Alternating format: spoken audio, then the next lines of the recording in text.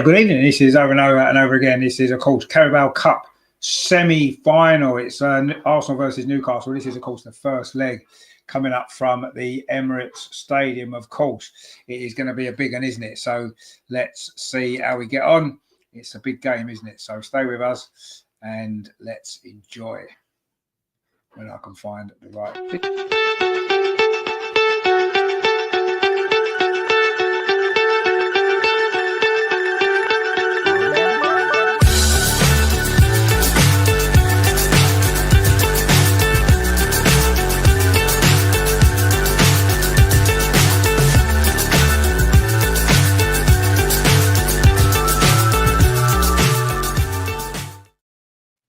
So it's Carabaos Cup semi-final, of course, the first leg, Arsenal versus Newcastle from the Emirates Stadium. It is going to be, it's a big game, isn't it? It's a big game, I think, for both clubs. It's a particularly big game for Arsenal because, of course, Mikel Arteta needs a trophy, and this is probably about as near as we're going to get to one for the time being, isn't it? There's no doubt about that. So let's have a look at the team news, shall we? Because the teams are in.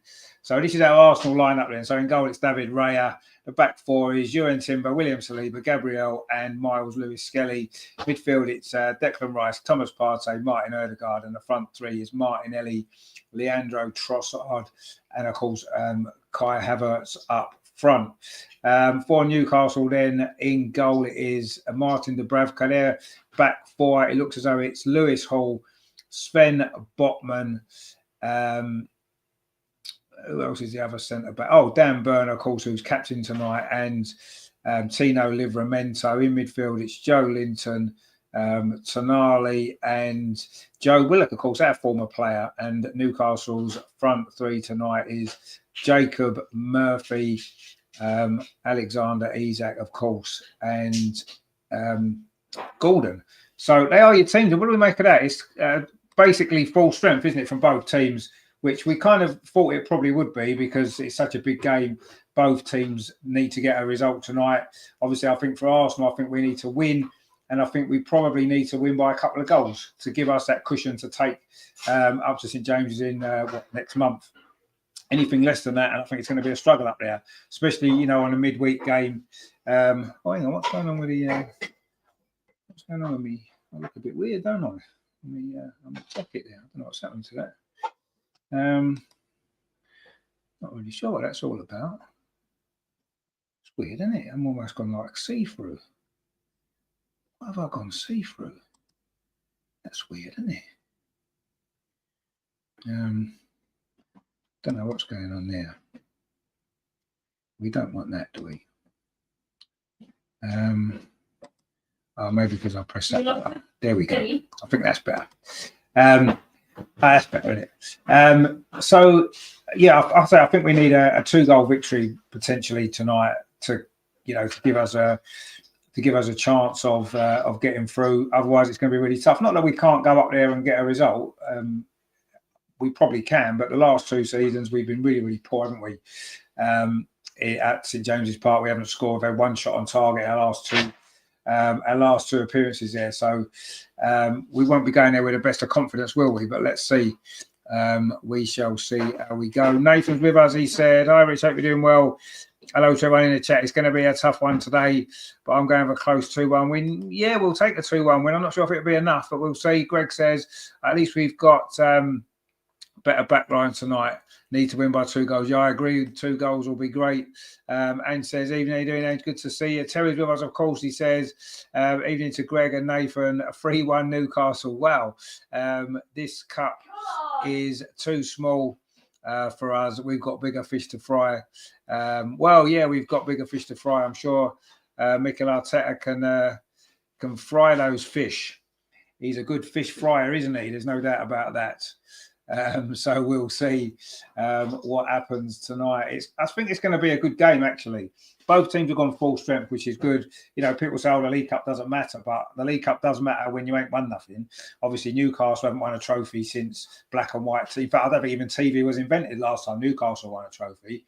And of course, we haven't won a trophy for quite a long time either. So it's not like we've got too much to shout about.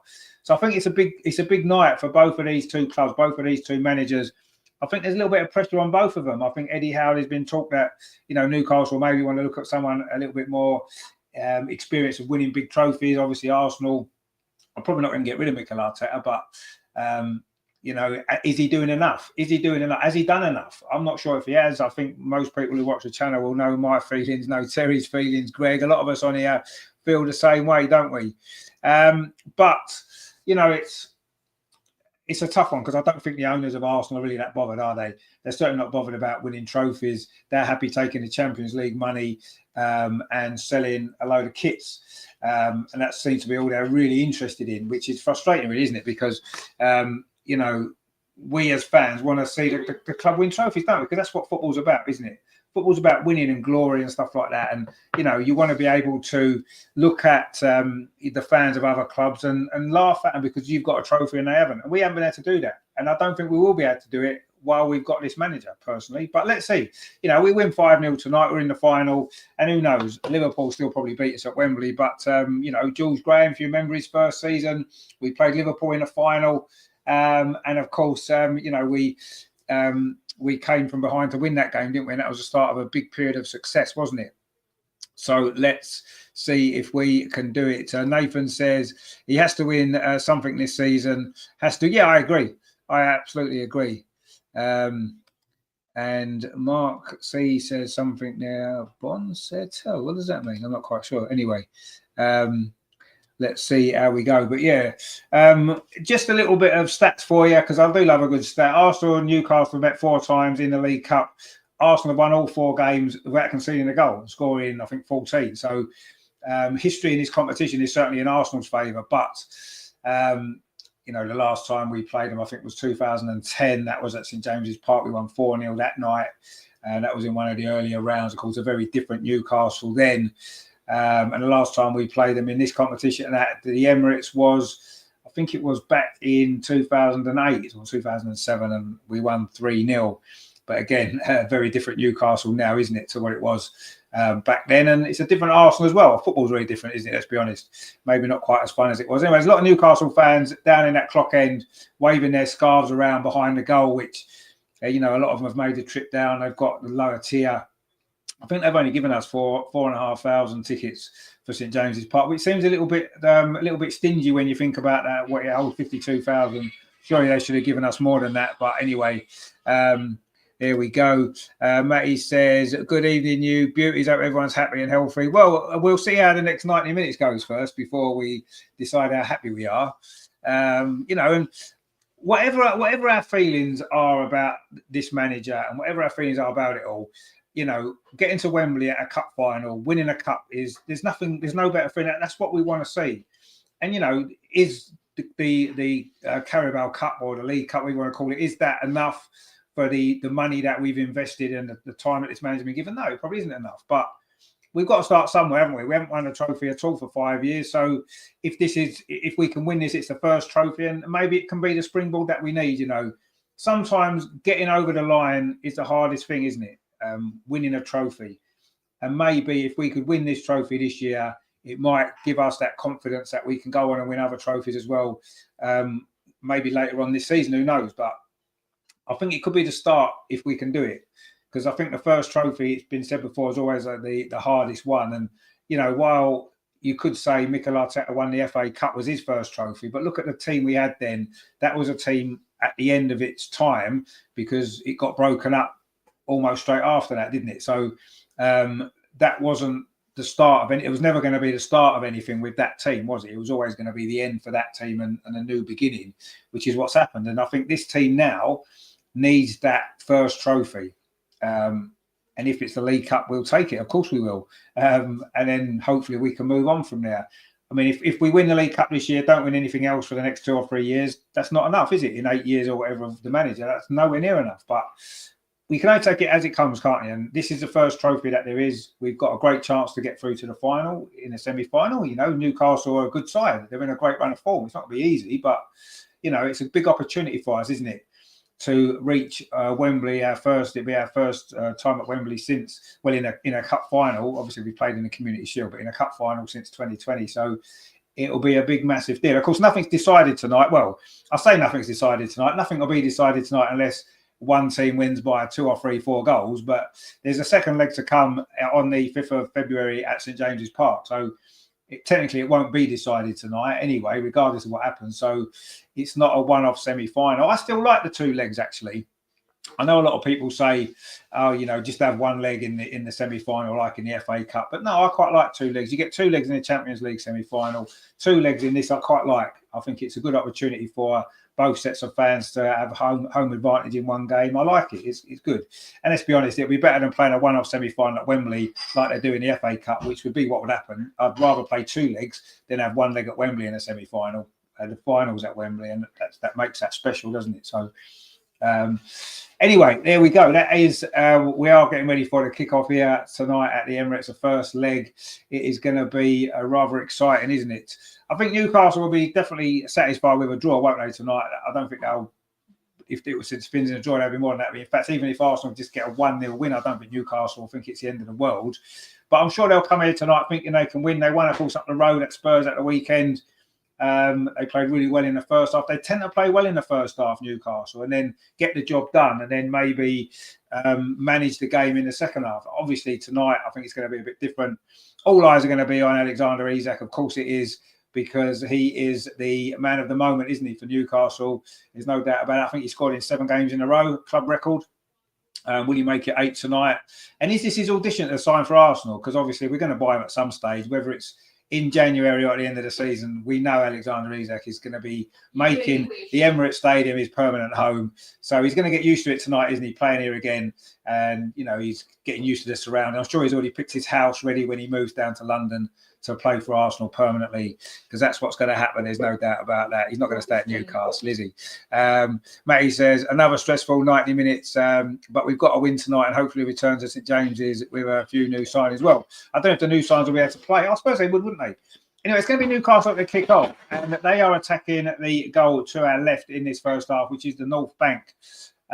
Their fans, of course, are the goal that they're defending in this first half. Newcastle, of course, in black and white stripes. What else would they be in? And Arsenal, of course, in red and white traditional home kits, which is what we like. And let's see if we can get this job done. Anyway, Newcastle's trying to come forward straight away with Joe Linton on this near side, but William Saliba deals with that, and it goes out for an Arsenal throw.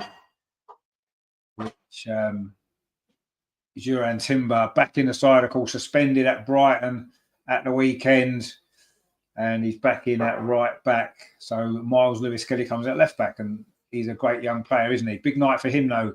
He won't have played in a game like this before, will he? A semi-final. So it's going to be interesting to see how he gets on tonight. He's going to be coming up against the in-form Jacob Murphy for Newcastle as well, who's been playing really well, hasn't he, lately? So it's going to be a big test for him. Leandro Trossard also, of course, in the starting lineup. Arsenal trying to find a way through not having Bukayo Saka in the team. Of course, he's not going to be in the team for a while, so we're going to have to get used to it, aren't we, and find a way. It seems like Mikel Arteta's rotating a little bit, isn't he, in that position? He's not managed to find one solution, which is fair enough. It's difficult to be without your best player, isn't it, for the length of time that we're probably going to have to survive. But let's hope that, it's Trossard, looks like he's playing over on that right-hand side tonight. Martinelli's gone back to the left. And, of course, Kai Havertz is fit following his illness to start up front. I still don't think our front three is good enough. Not this front three without Saka in it. I just don't think it's good enough. I don't think our midfield's quite good enough. Obviously, Newcastle missing Bruno Guimaraes tonight through suspension. And with him, Tonali and Joe Linton, I think Newcastle's first choice midfield is stronger than ours. And I think I don't know if their front three is stronger, their centre forward certainly stronger than ours. Is Anthony Gordon better than Martinelli? I don't know. Yeah, maybe he is. I still think that obviously Saka's much better than Jacob Murphy when Saka's playing. But tonight it's Trossard there. Oh, Arsenal just giving the ball away, and Newcastle are going to pounce on this. It is Alexander Isak, plays it to Murphy over on that far side, drills a low cross in, but it's blocked. And Arsenal do manage to clear it away. It was Declan Rice with the block. Arsenal actually gave the ball away, a bit sloppy that was from Arsenal. We haven't started particularly well in this game. We've played 2.5 minutes, and Newcastle have probably been the better side so far. Arsenal, maybe. Are we a bit nervous, maybe, a semi-final? We've not played in too many, have we? This team certainly hasn't played in too many. In fact, we haven't played in a semi-final since this competition in 2022, wasn't it, when we lost to Liverpool? In fact, we got a great draw, didn't we, at Anfield in the first leg, 0-0, having got Granit Xhaka got sent off. And of course, we lost at the Emirates in the second leg 2-0, didn't we, to go out. And that's the nearest we've got to a final since Mikel Arteta's been the manager since the FA Cup. Anyway, Newcastle coming forward again over on that far side. It's Alexander Isak inside the penalty area. He plays it square to Joe Linton, but he fires high over the crossbar. And Newcastle looking dangerous in these early stages already. They've had one big chance there. It was good play from Newcastle. Isak was onside. William Saliba played him on. It looked like he was going to maybe cut in and go for goal, but he didn't. He squared it to Joe Linton, who had a free run into the box. Actually, no one tracking him. Thomas Partey let him go, and he's fired into the North Bank. That was the first big chance of this semi-final. You do feel if Newcastle get the lead here, it's going to be really difficult for Arsenal because they're quite solid defensively, Newcastle, these days. They've got a lot of height and strength, and the set pieces are obviously our strength, but we're going to struggle, I think, against the Newcastle back four. But we'll see. We haven't really gone forward so far. Dubravka's got the ball for Newcastle inside the penalty area, all in blue. Goes long. Newcastle not interested in playing it out from the back, but that's going to go straight out for an Arsenal throw. I need to give you a score prediction, by the way. 2-1. 2? Who else? Arsenal. Newcastle. Newcastle, come on! Funny. You're so funny. Oh, you are so funny. Anyway, Martin Odegaard plays the ball out to the far side to Martinelli. He's got a little bit of space to run into. Liveramento's come across, and now he's crosses it in. It's not a bad cross, but it was Dan Burn with the header, Joe Linton with a second header, and then Anthony Gordon. And Newcastle haven't really managed to get that away. And Martin Odegaard now on the edge of the penalty area finds Jurgen Timber, chips across into the far post, and Livermento heads it behind. It's going to be the first corner to Arsenal. So we're going to see, aren't we? Terry says, as Paula just got home from school. Look like I've got a school uniform, don't I? No, she hasn't just got home from school. But anyway, I've got a corner. So it's going to be interesting to see how Newcastle deal with our corners, isn't it? They've certainly got the height, haven't they? Particularly with Dan Burn and Sven Botman. Yeah, Newcastle, if any team can deal with this, you'd imagine Newcastle are pretty well suited to it. But let's see. Arsenal lined up at that far post. Someone's going to be blocking off. You assume, as usual, Martinelli, Thomas Partey, neither of those two are likely to score from this corner. Gabriel, of course, is the danger, as we know. William Saliba standing on the post. And no one's really marking him. Tonali's... Is that allowed? Get out. Stand there if he wants. Get out. I don't know what he's going to do. He's obviously not going to stay there, is he? He's going to run out in a minute, I'm sure. When the corner comes in, obviously Gabriel's going to be the threat. He's on the penalty spot, and it looks like is it Botman in front of him? Yeah. Oh, it's Dan Burn. It's flicked on at the near post, but it's gone behind for a goal kick. And Newcastle did deal with that pretty well, actually. They managed to defend that well, and it's gone out for a goal kick. So the delivery wasn't that great, actually, from Declan Rice from that far side. It was Timber made the run from back to front. It was aimed for him. In fact, it was Timber that got his head on it, but he was rather crowded out by the Newcastle defence, and it's gone away. Chan says there, when was the last time we won the cup? Well, last time we won this cup was 1993, so quite a long time ago. When the last time we won any cup was, of course, 2020. But this particular one, it's been a very long time, and we need to put that right away. Newcastle coming forward now with Lewis Hall on this near side. It's a low cross into the box, and Saliba just manages to get it away. And Arsenal looking a little bit shaky defensively, actually, so far in this game. And Lewis Hall's done really well there to turn away from Trossard, and the cross comes in. But again, it's William Saliba does his job at the near post. But Arsenal haven't managed to get the ball away. Newcastle still in possession. It's Joe Linton on this near side, another tall, strong player. And Tonali, of course, back in the team following his long suspension. And he's made a big difference to Newcastle this season.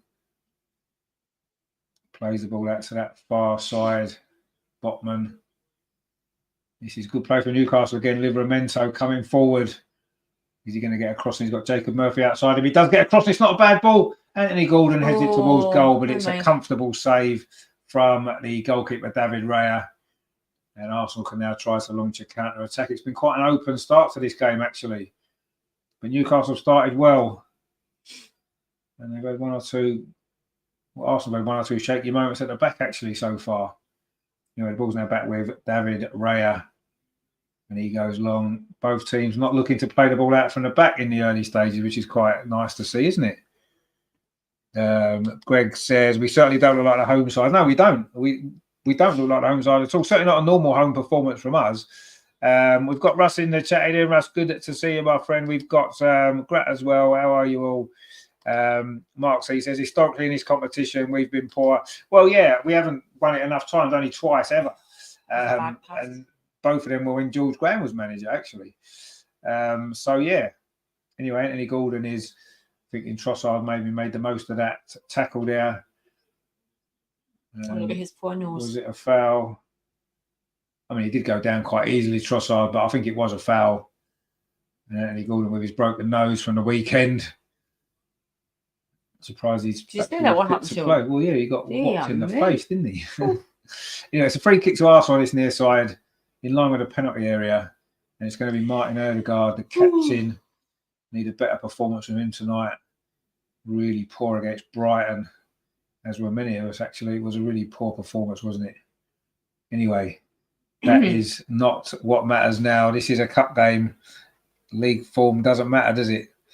Anyway, we're going to put this free kick in. Martin Ødegaard is with it. Comes in towards the edge of the 6-yard box, headed out there by Newcastle. Back in from Trossard. Comes out to Martinelli. The shot's blocked. Comes in again. It's going to be inside the 6-yard box. Jesus. I think it was Trossard with the effort, and somehow the ball's ended up in the arms of the Newcastle goalkeeper. And 2 or 3 efforts at goal there. The free kick came in. It was headed away initially. The first shot was blocked. The second shot was blocked. The third shot was blocked, and then the goalkeeper gets it. It was William Saliba, actually, with a third effort from the edge of the box. He doesn't score many goals like that, does he? So there we go.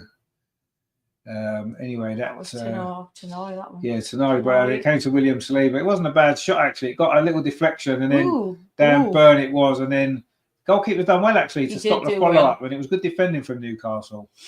But that's the first real-time Arsenal have threatened so far. We've played only 10 minutes. Newcastle coming forward again now over on that far side. They're certainly not sitting back, are they, Newcastle? I thought they might have kind of looked for a draw and just try to set back and contain us, but they haven't. They've actually come out to play some football, which made it a really good game. And that's not a bad ball, trying to get Anthony Gordon in on this near side, but he's not going to keep it in. That's too long. And it's gone behind for a goal kick. It was Sven Botman with that ball. Newcastle have needed him back tonight, of course, with Fabian Schär, who's suspended. Arsenal's given the ball away again on the edge of the penalty area. Newcastle in with Jacob Murphy. Plays it back, Livramento. This is good play from Newcastle, but that wasn't a great ball forward by Tonali. And David Raya, again, that's 2 poor clearances from him, actually. I mean, that's a terrible ball. I don't know what he was thinking. And that's the second time we've given the ball away in a dangerous area, but luckily the cross that came in the end, well, the ball there from Tonali wasn't a great ball. David Raya sort of puts his arms up to know he was at fault there. And we need to sort that out because that's twice we've done it now. David Raya again's got the ball at his feet. This time he goes long. Probably better that we do that, get the ball up the other end of the pitch. But it's certainly an open game, a bit more open than I was expecting. I thought Newcastle would maybe sit deeper and look to play on a counter-attack, but they're actually not. So it's made it a good game so far. It's still 0-0. We've only played 11 minutes of a 2-leg semi-final, so lots still to come in this game, in this tie. Anyway, Miles Lewis-Kelly's going to take that throw over on that far side, throws it back to Gabriel. It's now with Thomas Partey in midfield, chips the ball over the top over on that far side. It's a good ball, actually. Martinelli's got the pace to get in behind Sven Botman. He's in the area. What's the cross like? He dummies it, puts a cross into the near post, and Dan Burns there. Good defending again from Newcastle. It's another Arsenal corner.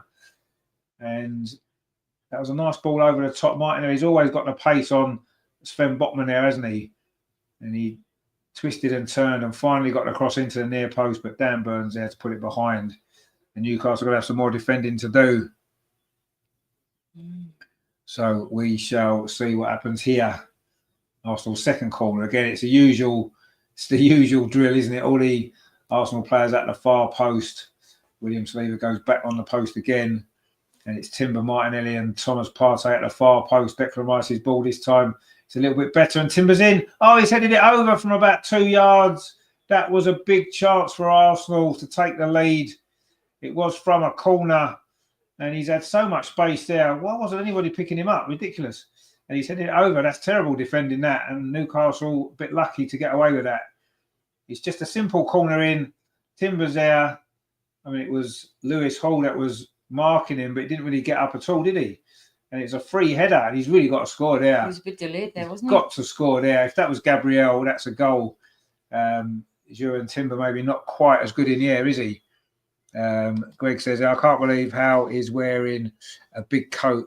He should be used to the cold from Newcastle. He's not from Newcastle originally, is he? So that's probably why.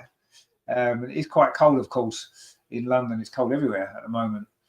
And Isaac plays that ball up. That's a good ball, actually. As Gordon got the pace on Timber, he has. Gordon inside the penalty area, cuts inside, thought about a shot. Instead, he's played it square to Murphy.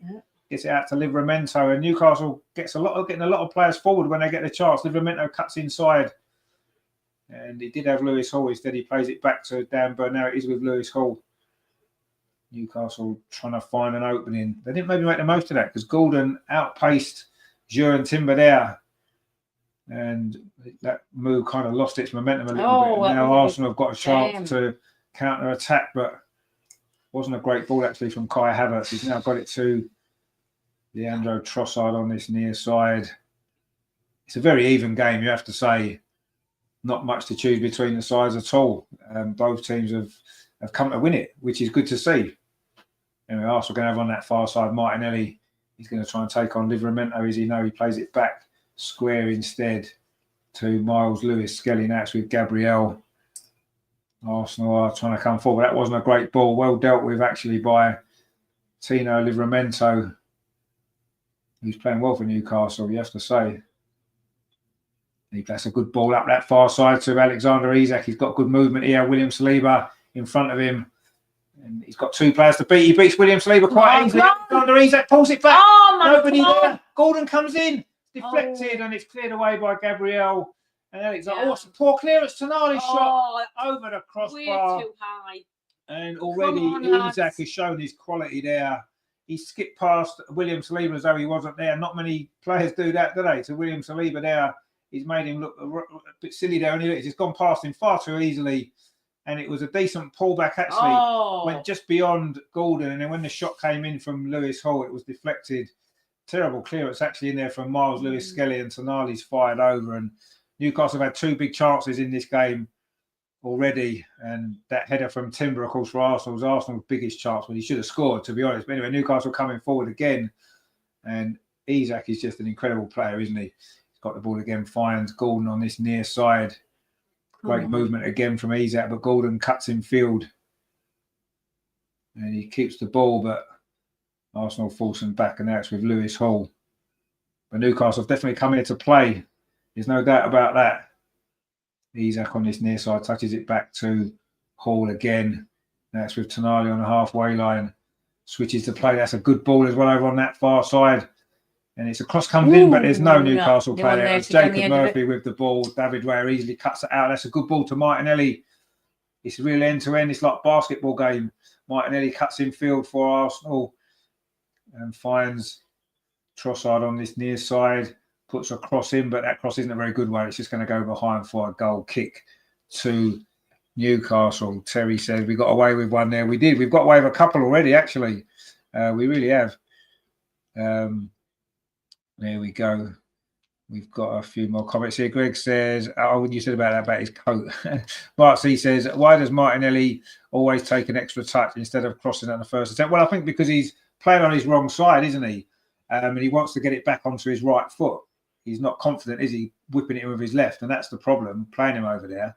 Not that he's played particularly well on the right the last couple of games, so I don't know. Anyway, it's a goal kick to Newcastle.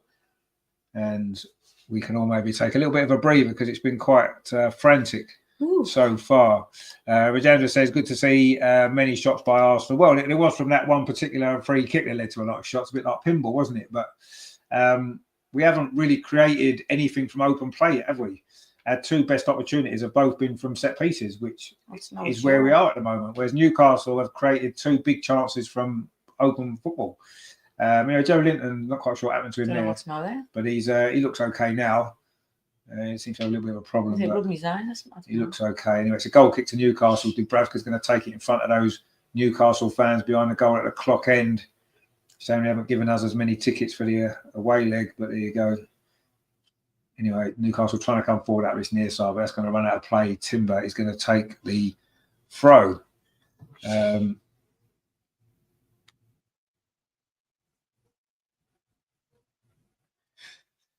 Still 0-0. We've played, 18 minutes here at a very cold Emirates Stadium. Mikel Arteta's on the edge of his technical area, right in front of Timber taking this throw. It took a long time to take it. I suppose he never got booked. He's already been booked about 3 times for delaying throws. I suppose it's because we're not winning. Anyway, the ball's now back with David Raya. Oh, again, it wasn't a great pass, but it did find its target, Declan Rice, who turns away and brings the ball forward, touches it off to Gabriel, gets it back to Declan Rice. Now it's Thomas Partey inside the centre circle.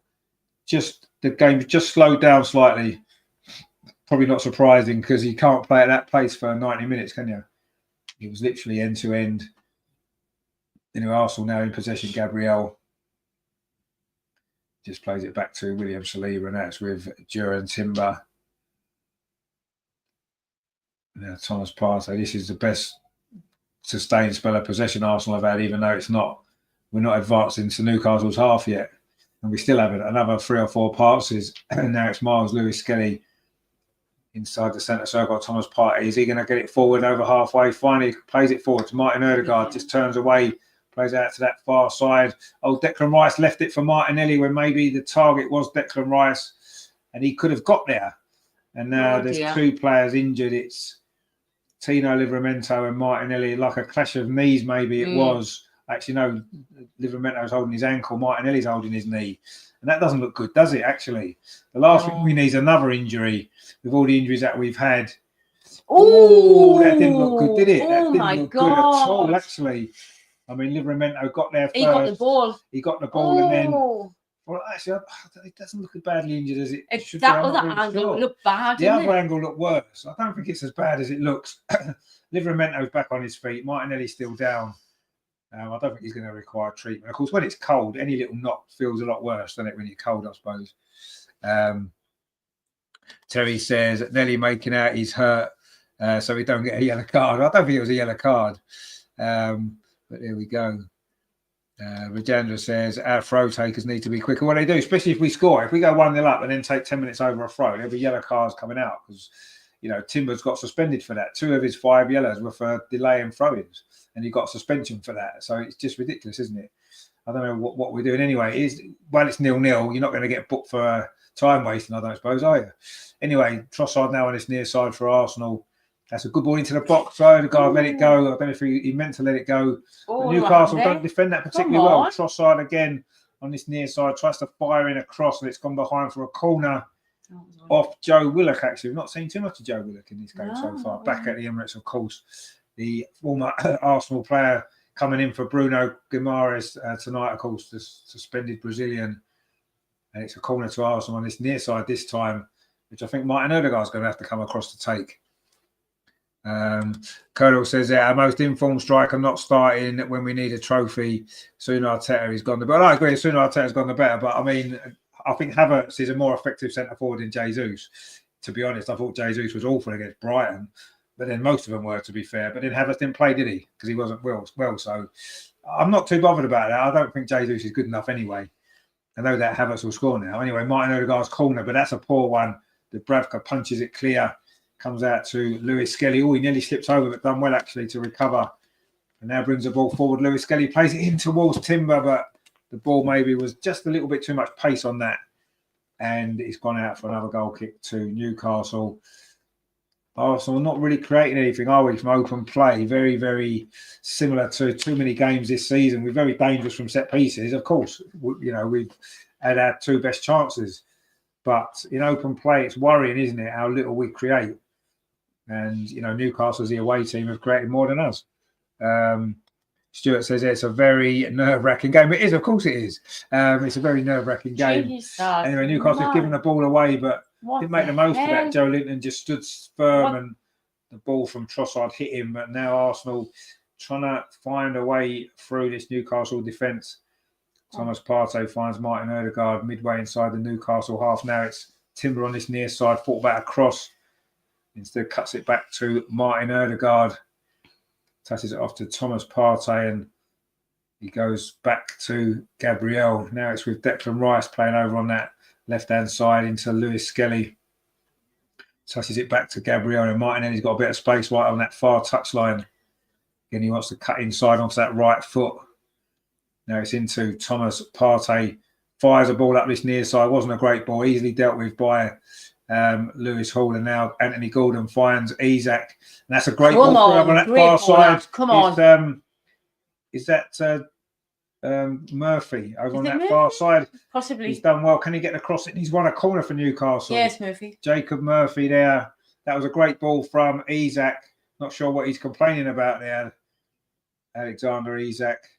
But that was, again, a good break from Newcastle. Anthony Gordon's ball to Isak. Lovely turn. And what a pass that was through the Arsenal defence to Jacob Murphy. And, actually, he was pulled back by Trossard on the edge of the box, actually. He was making a run into the box there. And he's pulled him back. Look at that. Yeah. Well, actually, he's quite lucky there, Trossard, not to, one, to concede a free kick on the edge of the box, and two, not to get a booking. I mean, I can see what Isak was complaining about, because, I mean, that wasn't very good at all from Trossard. He was quite fortunate there. I don't know if VAR are going to get involved in this or not. Not sure if they can, because it's a corner to Newcastle anyway.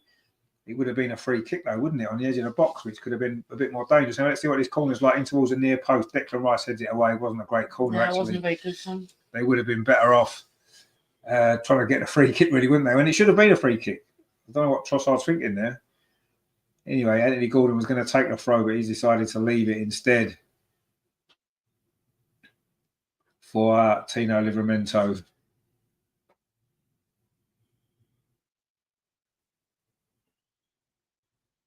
And he throws it into Tonali, gets it back over on that far side.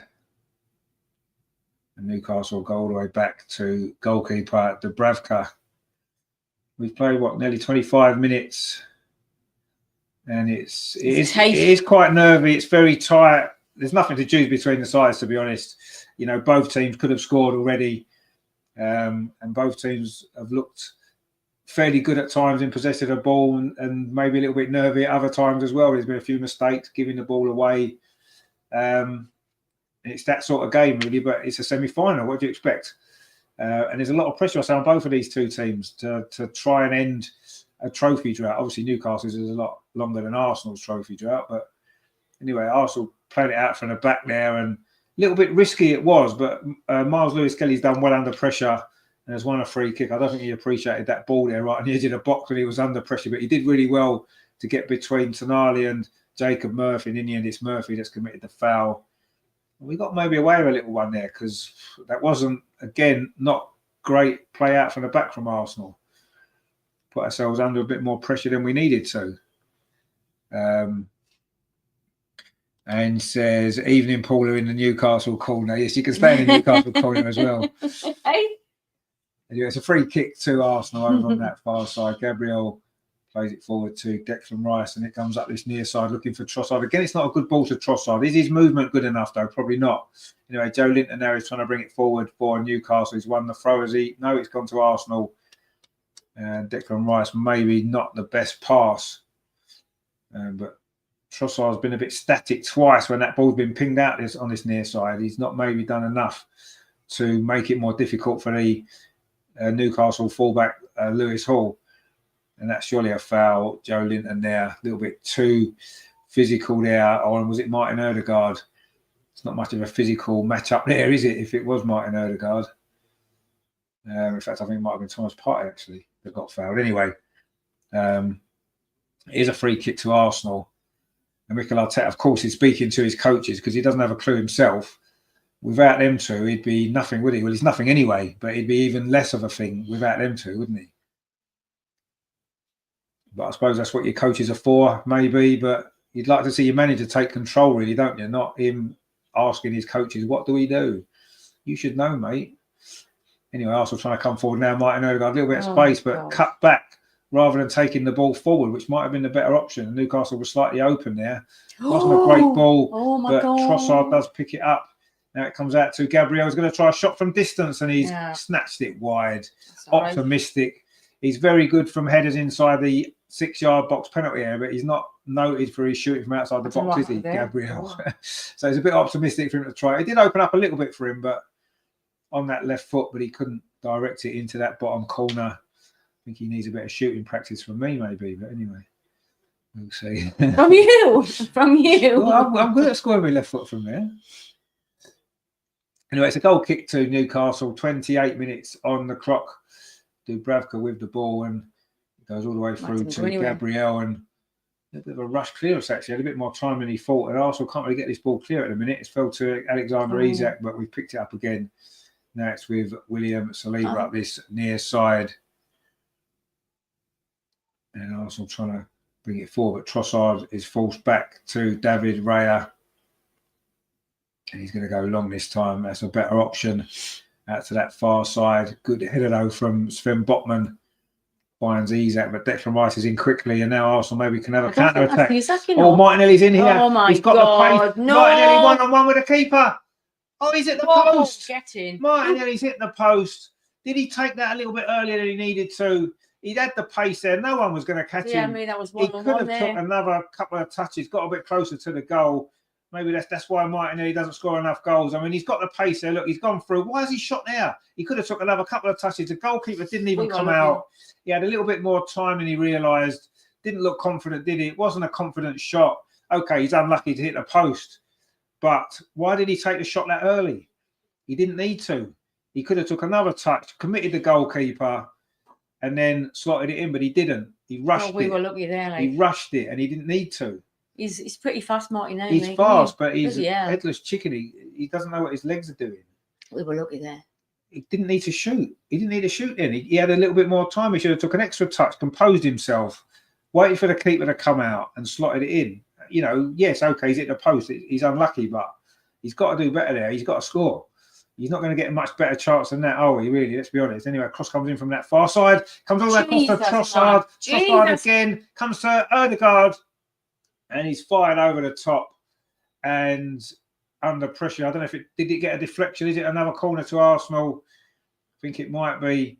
And that was a bit of chaotic defending from Newcastle, actually. But Trossard's first shot was blocked, and then Martinelli. I don't think that was deflected, actually. No, it wasn't deflected. I don't think it was. Him?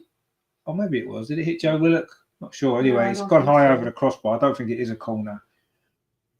Is he mental? And there's a Newcastle fan behind the goal with no top on. They're crazy. I'm sure he must be feeling a little bit cold, although he doesn't seem to be bothered by the weather. Anyway, it's a corner to Arsenal. It did get a deflection. I don't know who off then.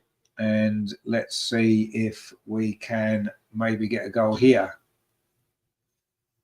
Again, it's the same routine as before. Timbers had a couple of headers from these corners. That one into the near post. Goalkeeper completely misses it. It's inside the 6-yard box. It's bobbling around. Can we get a shot away? It does come in from Kai Havertz. It's blocked. And Newcastle somehow managed to scramble that clear. Again, Arsenal causing problems from set pieces, but nothing else. And it's a throw now to Arsenal. Was it Sven Botman that got that block on inside the penalty area? That ball was bobbling around again. A bit of pinball inside the penalty area there. Trossard plays it out to that far side. This is a good spell from Arsenal. We've played just over half an hour. The most sustained spell of pressure that we've put on the Newcastle goal, but we still haven't created anything from open play yet, apart from that Martinelli chance actually on the counter attack. That's it. Trossard now on this near side finds Martin Odegaard, now William Saliba, and Arsenal keeping some possession. Miles Lewis-Skelly inside the centre circle finds Declan Rice. He's got Martinelli outside him. Hit the post, of course, a few moments ago when he should have scored.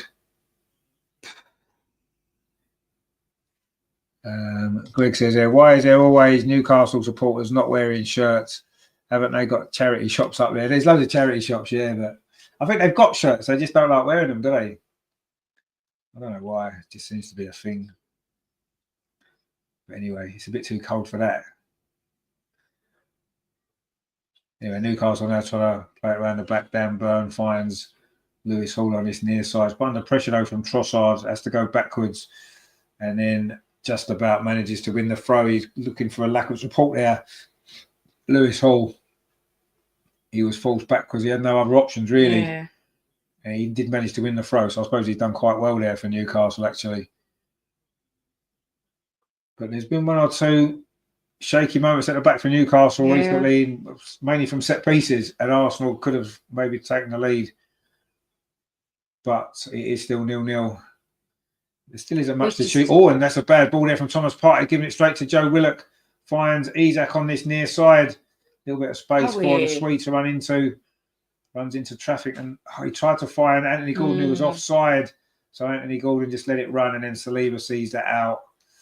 And that wasn't so good there, was it, from Alexander Isak? He's had a couple of good moments. Anyway, they're going to show this corner again that we nearly scored from. Dubravka completely missed it. And then it's bobbled around the 6-yard box, and it was Havertz's shot that was blocked by Sven. I don't know what the keeper's doing now. Completely missed why it. is right there? And then when the shot came in, it was a good block from Sven Botman, actually, from Kai Havertz. And that's another big opportunity for Arsenal. And Lewis Hall just heads that ball back to his goalkeeper. We're into the last, 12, 13 minutes of this first half. It's flown by because it's been end-to-end stuff. We have to say it's been a great game. And it's for 0-0. It's been really good anyway. Newcastle coming forward again now on this near side with Lewis Hall. Isak made the run, but Lewis Hall decided to turn back. Now it's with Tonali. Switches the play to Sven Botman over on that far side.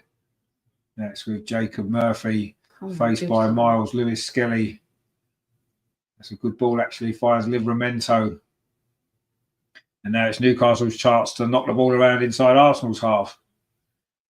First time they've been in our half a little while, actually.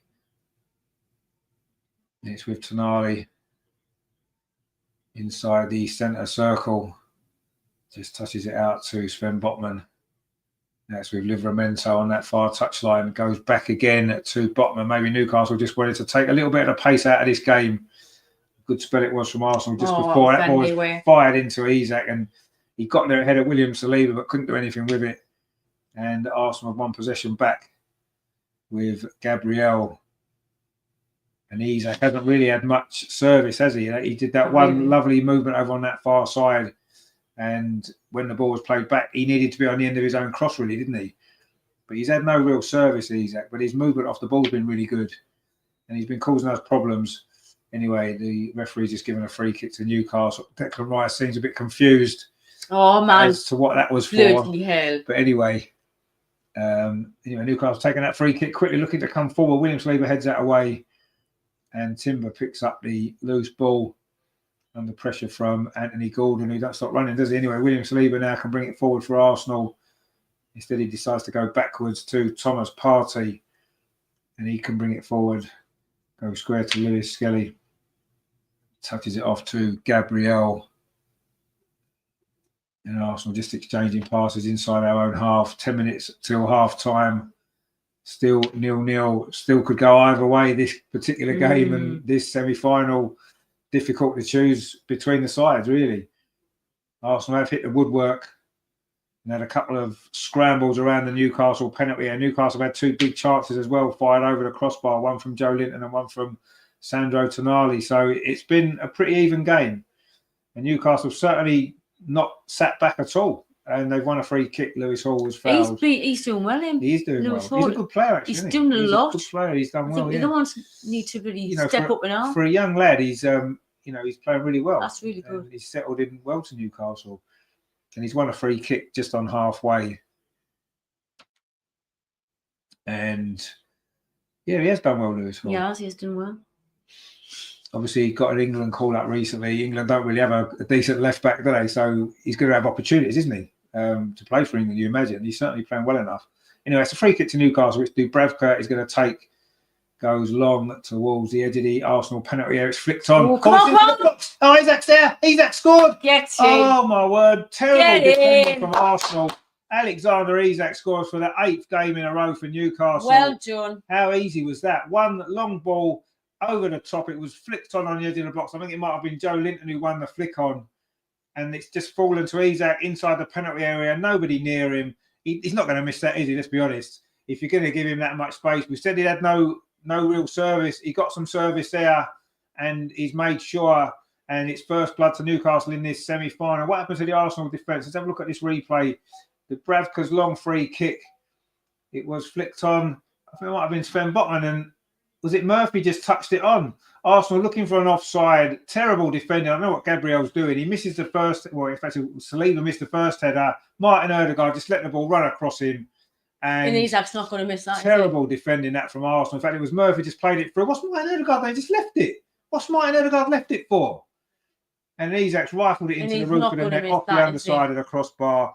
He knew he had to go high because David Raya came across, did all he could. But that's terrible defending. The Arsenal captain there is disgraceful. Just left the ball in your penalty. You've got to do something, mate. And Arsenal are behind. And Alexander Isak, 1 chance, 1 goal. Of course, he's not good enough to play for Arsenal, but, you know, there you go. Nathan says, so poor. It was so poor. Terry says, Paula, give us a song. Paula, give us a song. Oh, dear. Fantastic. Terry says, another nail in Arteta's coffin. It won't be, will it? But anyway, it makes this tie a bit more interesting, doesn't it? We said if Newcastle scored first, it was going to be difficult for Arsenal, and it definitely will be now. And what a terrible goal to give away as well. It's fair enough, isn't it? If the other team have had to work hard for their goal, but they didn't. It was just so easy. Poor defending. There was 3 or 4 terrible mistakes at the back for Arsenal. Martin Odegaard with the worst one. I don't know what Thomas Partey's doing either. I mean, William Saliba lost his header. Martin Odegaard lets it go. And you can't give a player like that much time and space, can you? Because that's what's always going to happen. Mark C says there, no one put in a proper challenge as they're afraid to give away. But I don't know if that's the reason. I don't know what Martin Odegaard did. The ball ran straight past his foot and he just stood there. At least make some effort to get something on it. Make it difficult. I mean, Christ. That was, I mean, you know, considering how strong we've been defensively, that was an absolutely terrible goal to give away. But yeah, no one put a challenge in. Saliba lost his header, and then we're all over the place inside the penalty area. Just terrible, terrible, terrible, terrible defending. And it is first blood to Newcastle in this semi-final. Ball chipped over the top. Is it going to fall to Havertz? No, it isn't. Good defending actually there from Sven Botman, I think it was. And the ball goes through into the arms of Dubravka. Grat says there, now Arsenal just step up a notch and put in second gear. Well, yeah, we need to be better. There's no doubt. We definitely need to be better. There's 5 minutes till half time. And yeah, I mean, it's been an even game. I wouldn't necessarily say Newcastle deserve to be in front. I think it's been even, but you can't defend like that. And Isak couldn't quite kick that ball in on this near side. I think that might be a club record. 8 games in a row he scored in now, which is incredible, really. And that's just put an few extra 100 million on his price tag, hasn't it? So if Arsenal were going to buy him, we're going to have to save up a bit more money now because I think his value has just gone up again. He seems to be going up every week at the moment. You know, he's not really had any chances in this game. He's not really had much impact at all. One good little run and then suddenly he's there to score, isn't he? And that's why you need a striker like that in your team because they get you those type of goals. We don't have anyone in our team that does that. We don't have anyone who'd have been in that position to take that chance, never mind anything else. And that's why those players cost the most money, and that's why they're the most important players, and we don't have one. And that's going to be our downfall. Again, it was our downfall last season. It's going to be our downfall this season. And unfortunately, that's the situation that we're going to probably be in because I can't see us buying a player like that. Certainly not in January.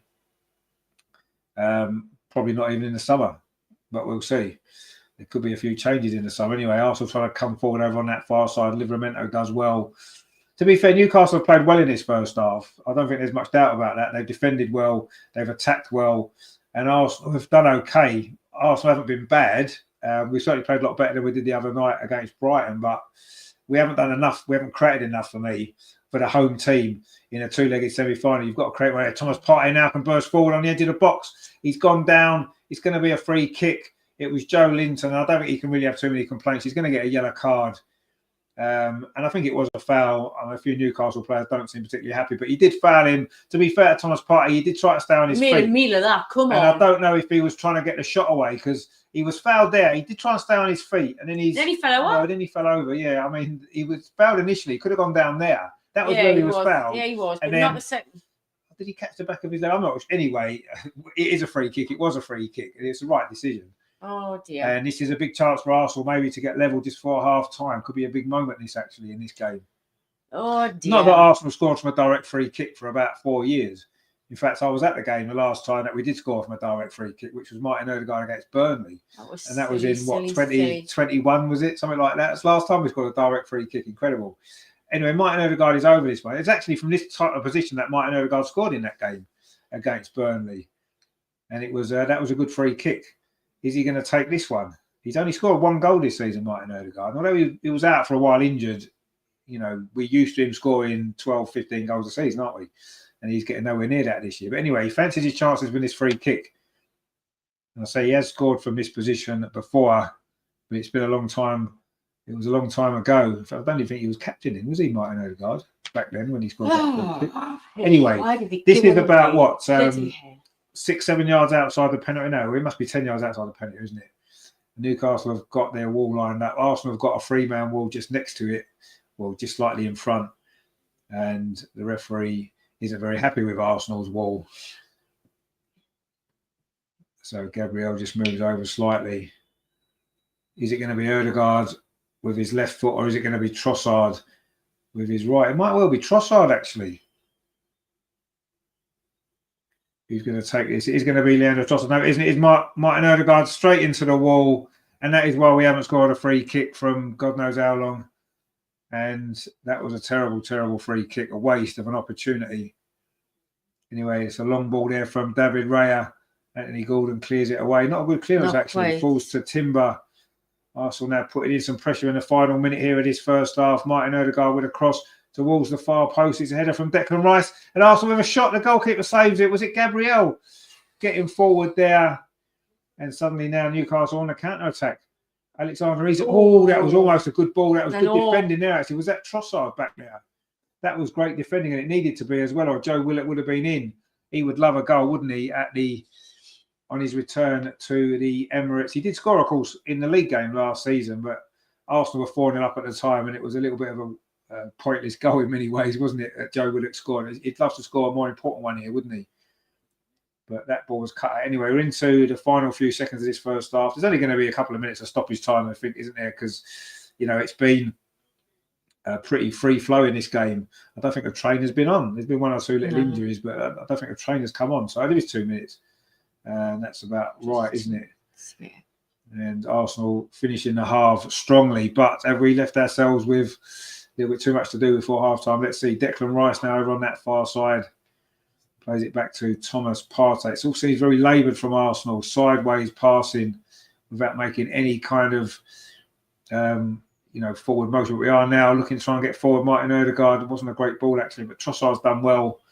And he's gone down. But Anthony Gordon brings the ball away. The referee says no free kick. Newcastle trying to get the ball up this near side with Lewis Hall. Fires it against Timber now. Alexander Isak, the goal scorer. It's gone out off William Saliba, and Trossard is still down. And maybe we are going to get a trainer on for the first time in the final minute of stoppage time at the end of this first half. Is Trossard really that badly injured? I mean, it'd be silly to waste time, wouldn't it, when we're losing? I mean, Trossard's got his body in front of the ball there. Then he's been... I mean, that looks like a foul in actual fact. Right in front of the linesman. I'm not quite sure why. But then Trossard's off the pitch. He's rolled back on again. Anyway, they're just showing that header there for a header from Declan Rice. And then it was Gabriel's shot, which was blocked. It was a combination of the goalkeeper and defender. And I think it's hit the goalkeeper. It was Botman, actually, and the goalkeeper, Dubravka, that kept that one out. And that's a reasonably good chance for Arsenal of very, very few in this first half. It's a throw now to Newcastle on this near side. Lewis Hall with it. Throws it out the line. Joe Linton flicks it on. Anthony Gordon can't quite get the wrong side of Timber. We're now into the final few seconds of this first half. There might be a little bit more added on due to that injury to Trossard. That's probably what we're staying for. But we have played the 2 minutes, so we are in the final stages of this first half. It's been, a tight game. There's not much in it, but Newcastle have got the goal, and that is sometimes all you need in these games. And you certainly feel it's going to be a big second half from Arsenal, because if we go up to St James's with a 1-0 defeat, it's going to be tough, isn't it, to win 2-0 up there or win by 2 goals up there. So we need a big second half. We definitely need at least 1 goal. We can't afford to lose this game. Even a draw probably won't be enough, but we'll probably take that at the moment. There goes a half-time whistle. It is Arsenal 0, Newcastle 1 at half-time, which is, I suppose, a quarter of this semi-final. And it's that 1 goal from Alexander Isak. Terrible, terrible defending from Arsenal. And you can't allow a player like that amount of time and space in the penalty area. Arsenal did it the woodwork before that. Gabriel Martinelli, I thought he rushed the shot. He could have took it on a little bit more, waiting for the goalkeeper to commit himself. Again, that's the type of thing that a top striker does. They wait, they don't panic. They wait for the keeper to commit and then slot it in. He rushed it. He seemed uncertain. Okay, he's hit the post. He's quite unlucky, but he should score. And unfortunately, he didn't. And that's it. Nathan says, big second half needed indeed. It is a very big second half needed. Brett says there, Tross seems to be heavily injured. Heavily injured, okay. Mark C says, I can't see us getting back into this. Well, we need a big second half, don't we? We need a big second half. Phil says, we've been guffed. Well, we haven't been great going forward. Terry says, we are top of the time wasting league. Well, we can't afford to waste time now, can we? So Gret says there, here is 2 things that I can highly recommend doing now during the intermission to elevate and bring joy to this situation. 1, look up Jonas Borkman and compare his look to the ref. Okay, we'll have to do that then. I'm not sure why that is anyway. Heavily you meant, sorry, heavily. We'll let you off because, you know, maybe the translation of Swedish to English there, we'll maybe let you off that. Phil says passing back and sideways far too much. I mean, is that just in this game or is that in the last 5 years under Mikel Arteta? Because that basically sums up where we are. Too much sideways backwards passing. And without an outlet as a centre forward, it means that sideways and backwards passing doesn't generally have anywhere to go. I mean, Havertz is our centre forward. He's been really poor in that first half, actually. He's hardly contributed at all. Okay, he's not been fit. He's missed the last couple of games. Is he totally fit for this game? He doesn't look it. He looks out of sorts completely. He's contributed nothing. And you look at the 2 centre forwards in this game, and that's the contrast, isn't it? Alexander Isak, yes, he hasn't been in the game much. He's had a couple of brilliant moments and then 1 chance and he sticks it away. Havertz had 1 chance and it was blocked. Martinelli's had 1 chance and he's missed it. You know, you have to say if Isak's in that position where Martinelli was, you think he could probably score that. I would say he almost definitely would have scored that. So, you know, that's the difference, isn't it? That is the difference. And that's been the difference between the 2 sides in this game, hasn't it? The centre forward. And, you know, we've been saying it for a long, long time. And unless that situation gets resolved, then I can't see how Arsenal are going to be able to take that next step. I don't think you can win big trophies without a proper centre forward. I don't think you can. I don't think it's possible. I think that's what we need. And until we get that type of player, I can't see where the big trophies are coming from. Even the smaller trophies like this one, we're not going to be able to win, are we? But anyway, we're still only a quarter of the way through this semi-final. It's a long way to go yet. Let's not get too down on it at the moment. It wasn't great the first half. Yes, we had a couple of chances. We could have scored. Timbers missed a couple of headers. Obviously, we said Martinelli missed that, hit the post. We could have had a couple of goals ourselves. But ultimately, we haven't been able to score. And Newcastle have been clinical. And they've played well, Newcastle. And says there, Jesus should be centre forward. Well, he shouldn't really be, should he? Because again, that sums up the problem. Jesus isn't good enough. If we want to go on and win big trophies, our centre forward needs to be better than Jesus. Needs to be better than Havertz. You know, and I think Havertz is a decent player. I don't think he's a centre forward that's going to win you big trophies playing in that position. I just don't think he is. And okay, I know people are saying, well, he scored a winner in the Champions League final. He did. He wasn't playing as centre forward, but you're not going to win a league title with Kai Havertz as your centre forward. I'm sorry. And I like Kai Havertz. I think he's a good player. But, you know, but Jesus, no, I'm sorry. Jesus is not good enough. In the big games, yes, he's going to score a few goals against some of the weaker teams. He got a hat-trick against Crystal Palace. We know that when he got 5 in 2 games against Crystal Palace, didn't he? When does he score in the big games? He doesn't. He's not the answer. He is not the answer. I mean, they're just showing the goal again. I mean, every time you watch it, it gets worse and worse, doesn't it? The defending there is honestly ridiculous. And for a cup semi-final, you can't afford to defend like that. I'm sorry, you just can't. Colonel says there, start giving the manager an ultimatum, either improve the team in terms of attractive football or sack him. 800 million to watch dire football. Well, mate, I mean, I'm 100% with you. 100% with you. I've been saying this for a long, long time. I've never been convinced by Arteta ever. And I don't know if it's because of his lack of experience, the way he handled some difficult situations, some difficult players. He didn't handle none of that particularly well in the early days. Obviously, we had some really poor results in the early days. He was lucky not to get sacked. And yes, he's improved us to a certain degree, hasn't he? Because, you know, we've gone from finishing 8th in the league to finishing runners-up twice. So there's obviously his improvements there. You look at the points that we've got, the goals that we've scored the last couple of seasons, improvements there. But when it matters, he's not good enough. He's not good enough when it matters. He doesn't know how to win. He doesn't know how to get things over the line. He didn't win much as a player, and he hasn't won anything much as a manager. And I think we need somebody with that winning mentality who knows how to win.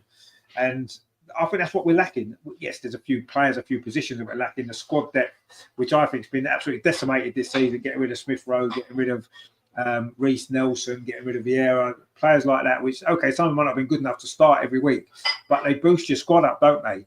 And when you need some players because you've got injuries, they can come in and do a decent job. And now we don't have anyone who can come in and do a decent job. You know, we look at that Martinelli chance going, why has he shot that early? Why has he shot that early?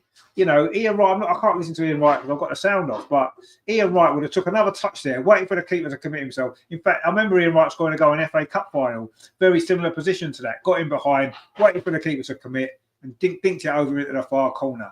That's what a proper centre-forward does. Martinelli isn't a proper centre-forward. We don't have one. We don't have one, and that's the problem, isn't it? El Loco says, and that was the difference, by the way, a proper striker and Havertz, who did not have a shot for 45 minutes. Well, no, I think he had one shot that was blocked, didn't he? I think that was it. Nathan says, Isak's first half performance shows why the club must break the bank for him. Ice cold in front of goal. Yeah, exactly. I mean, his movement's great. I mean, he hasn't had a lot of the ball, but sometimes as a centre forward, you're not going to get a lot of the ball, are you? Especially in an away game against one of the top teams. You're not going to get a lot of the ball. It's how you use it. And you have to say, like you said, he got his chance, he took it. And that is the difference, isn't it? In games like this, when, you know, we were saying all the way through that first half how tight the game was. In those tight games, that's the difference, isn't it? That's the difference. They are the difference makers, those players. And that's why you pay money for them. That's why you pay the money for them. But our owners aren't interested. Our owners aren't interested in winning trophies. Not interested at all. You can tell that. The fact that they've allowed Mikel Arteta this amount of time already shows they're not interested in winning trophies. They're happy that we're in the Champions League. They're happy that we're raking in the money from that. And that's all they're bothered about. And I think the only time Mikel Arteta is going to get sacked is if we're not in the Champions League. If we finish 5th or 6th or whatever it is, again, I think that's it. Then they'll probably get rid of him. That's the only way he's going. He's not going. We could not win trophies. It's funny, isn't it? It wasn't good enough when Arsene Wenger was manager just to finish top 4 and not win anything. But Arsene Wenger was winning stuff. He was winning FA Cups. That wasn't good enough. That wasn't good enough. And suddenly now, it's good enough. Under Mikel Arteta, it's good enough. He spent a lot more money than Arsene Wenger, and he's not producing anywhere near the same amount of stuff. So, results. Terry says, what makes you think Isak would want to play for Arteta? Well, yeah, he probably wouldn't. He probably wouldn't. Because, yeah, he'd be playing left back, wouldn't he, if he did play for Arsenal? Quite says, I bet AFC sharpen things up for the second half. This around to a 4-2 win. Wow. And what a night it will be if they go down by 2. Well, I don't know about that. Let's see. Terry says rebuild. It is a rebuild needed. Yeah, absolutely. There's a massive rebuild needed. You're right. Mark C says, it looks like the board are just happy he's got us back in the challenge. Exactly, yeah, exactly that. Greg says, the way we're playing, they should make this lot play at Boreham Wood and give the girls the Emirates. Yeah, you're probably right, actually. That's probably a good point. Terry says, if you had 100 million, who would you? If you had 100 million, who would you buy? I'd buy Isak. I'd buy him tonight. El Loco said, Saka master need for a proper striker because he carried the attack Thankfully, he's out now and Arteta is exposed. Well, no, I get your point. Yeah, it's not thankfully he's injured. I know what you mean. But yeah, you're right. We are being exposed. How poor we are coming forward. Terry says, I'd give 45 million to Arteta and tell him to get out. And after the other 55 million, the top manager. Well, yeah, I suppose if he wasn't buying a player. Nathan says, I would ask Mikel if he would take it to leave the club. Well, yeah, exactly. I would do that as well, actually, yeah. Greg, if I had 100 million, I'd give it to Battersea. They'd use it more wisely. Yeah, they probably would, yeah. El Loco says, Arteta has a top striker. Corner kick, corner kicks, yeah. Grot says, well, I need to shut my phone off, concentrating on this second half. See you again after the whistle. Yes, my friend, we will do.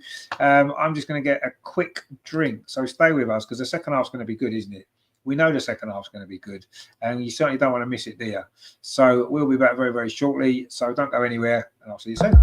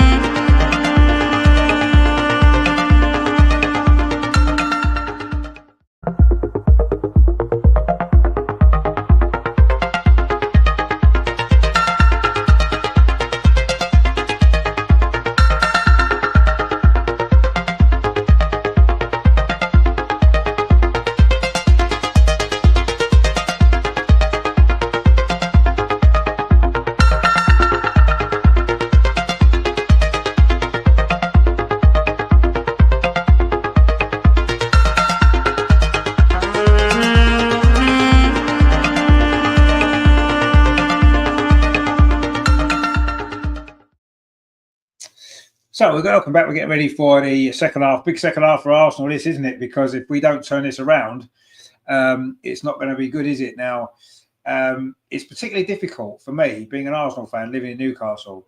Whenever Arsenal lose to Newcastle, it's not much fun. I mean, I'm not even going to really check my phone because I guarantee there'll be a few messages already from a few people, probably, which I don't really want to be getting the grief that I'm going to get, obviously, if it stays like this. But it's only half time in this game, so I'm not panicking yet. There's still a lot of football to be played in this tie. We're only a quarter of the way through, aren't we? So let's not get too worried quite yet. Gratson, if I had 100 million, I would make sure that my name was on the starting lineup. Would 100 million be enough to get you in the starting lineup, do you think? I don't know. Anyway, of course, after tonight, there is a big FA Cup weekend. Of course, Arsenal playing Manchester United on Sunday. Before that, on Friday, we have got the Arsenal Women's Show. We are back for 2025. It's going to be a great show. We're going to be looking ahead to the start of the season, or the new season.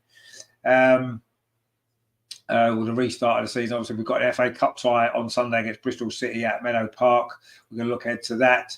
We're going to talk about the manager situation, which still hasn't been resolved. Arsenal can't make a decision, can they?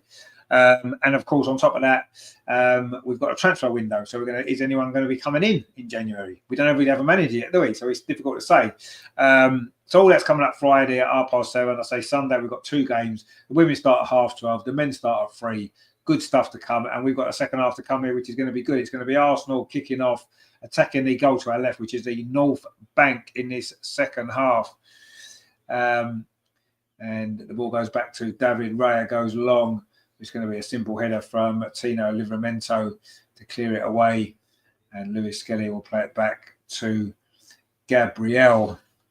Nathan says, I've just seen that Man United will listen to offers for Mainu due to PSR, and that's coming from David Ornstein. Now that's a player I definitely welcome. Is that what we need? I'm not sure he's a player that we need. He's a good player, don't get me wrong. I'm not sure if he's a player that Arsenal need at the moment. I'm not sure if it is. I don't know. As long as we don't get Marcus Rashford, then I can see us getting Marcus Rashford. I can just feel it. It's another Raheem Sterling job, isn't it? And that would not be good if that's all we were bringing in this transfer window. Marcus Rashford on loan or something. That would be ridiculous, wouldn't it? We're crying out for more quality in that final third. Mark C says, typical, we fall flat on our face in front of millions on ITV. Well, yeah, but hopefully the ITV viewers will realise that actually Arsenal aren't as good as everybody seems to make out that they are.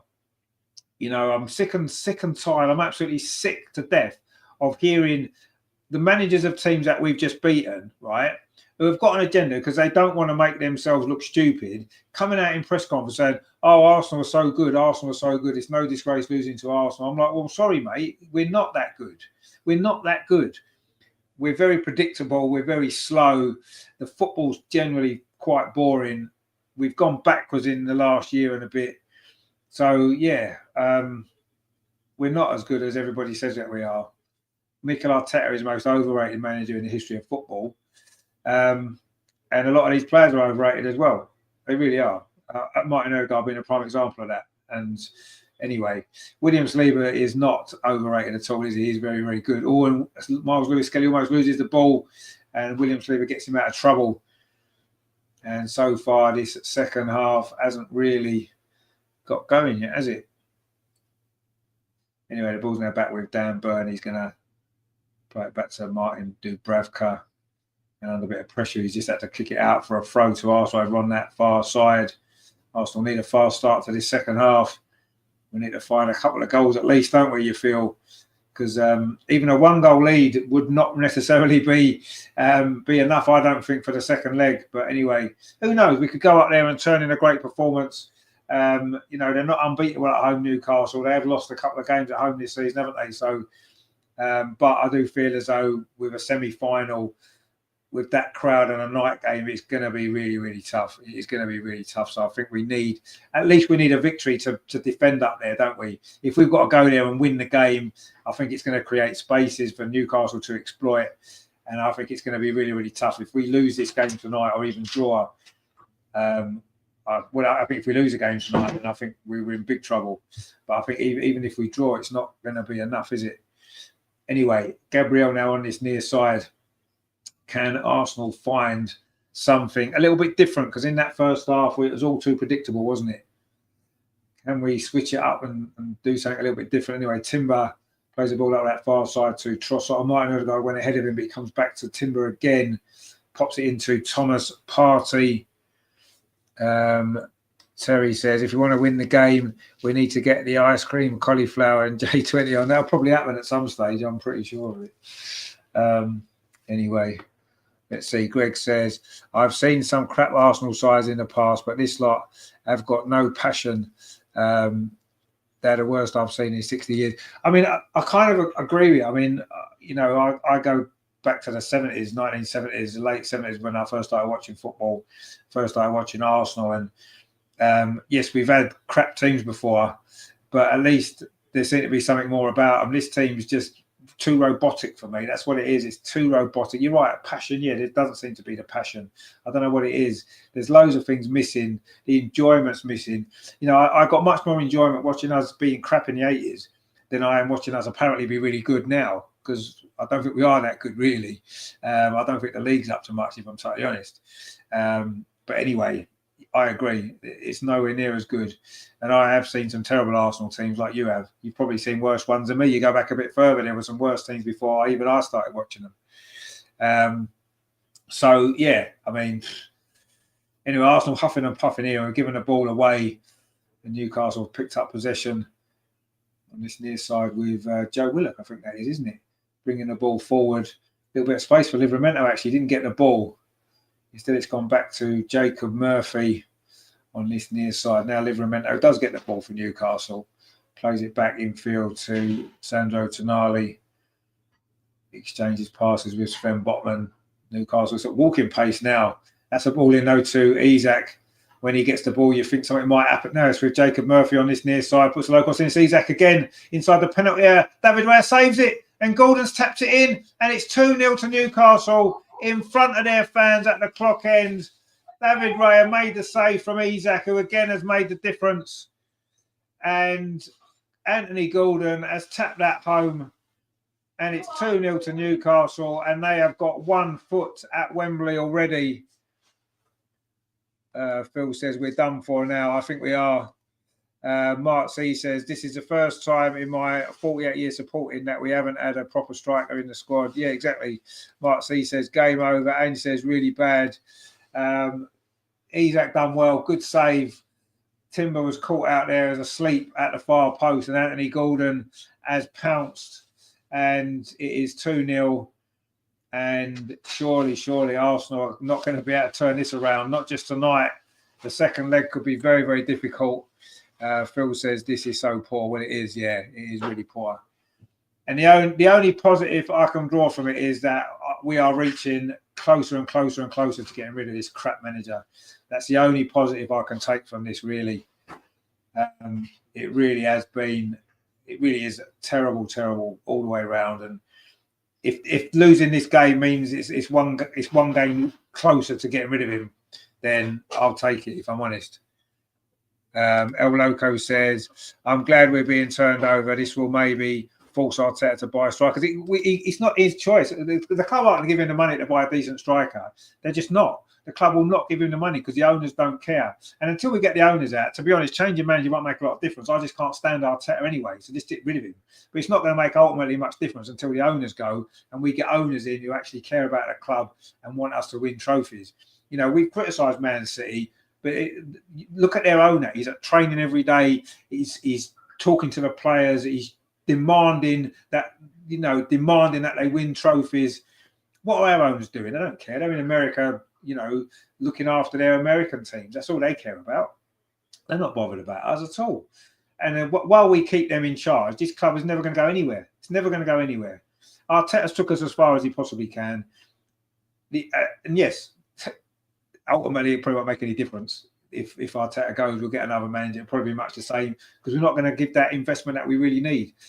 And you can see that over the last 2 transfer windows. Poor. Anyway, we've got a corner, so we might actually get a chance here because obviously we're quite good at corners. We can't do anything else very well.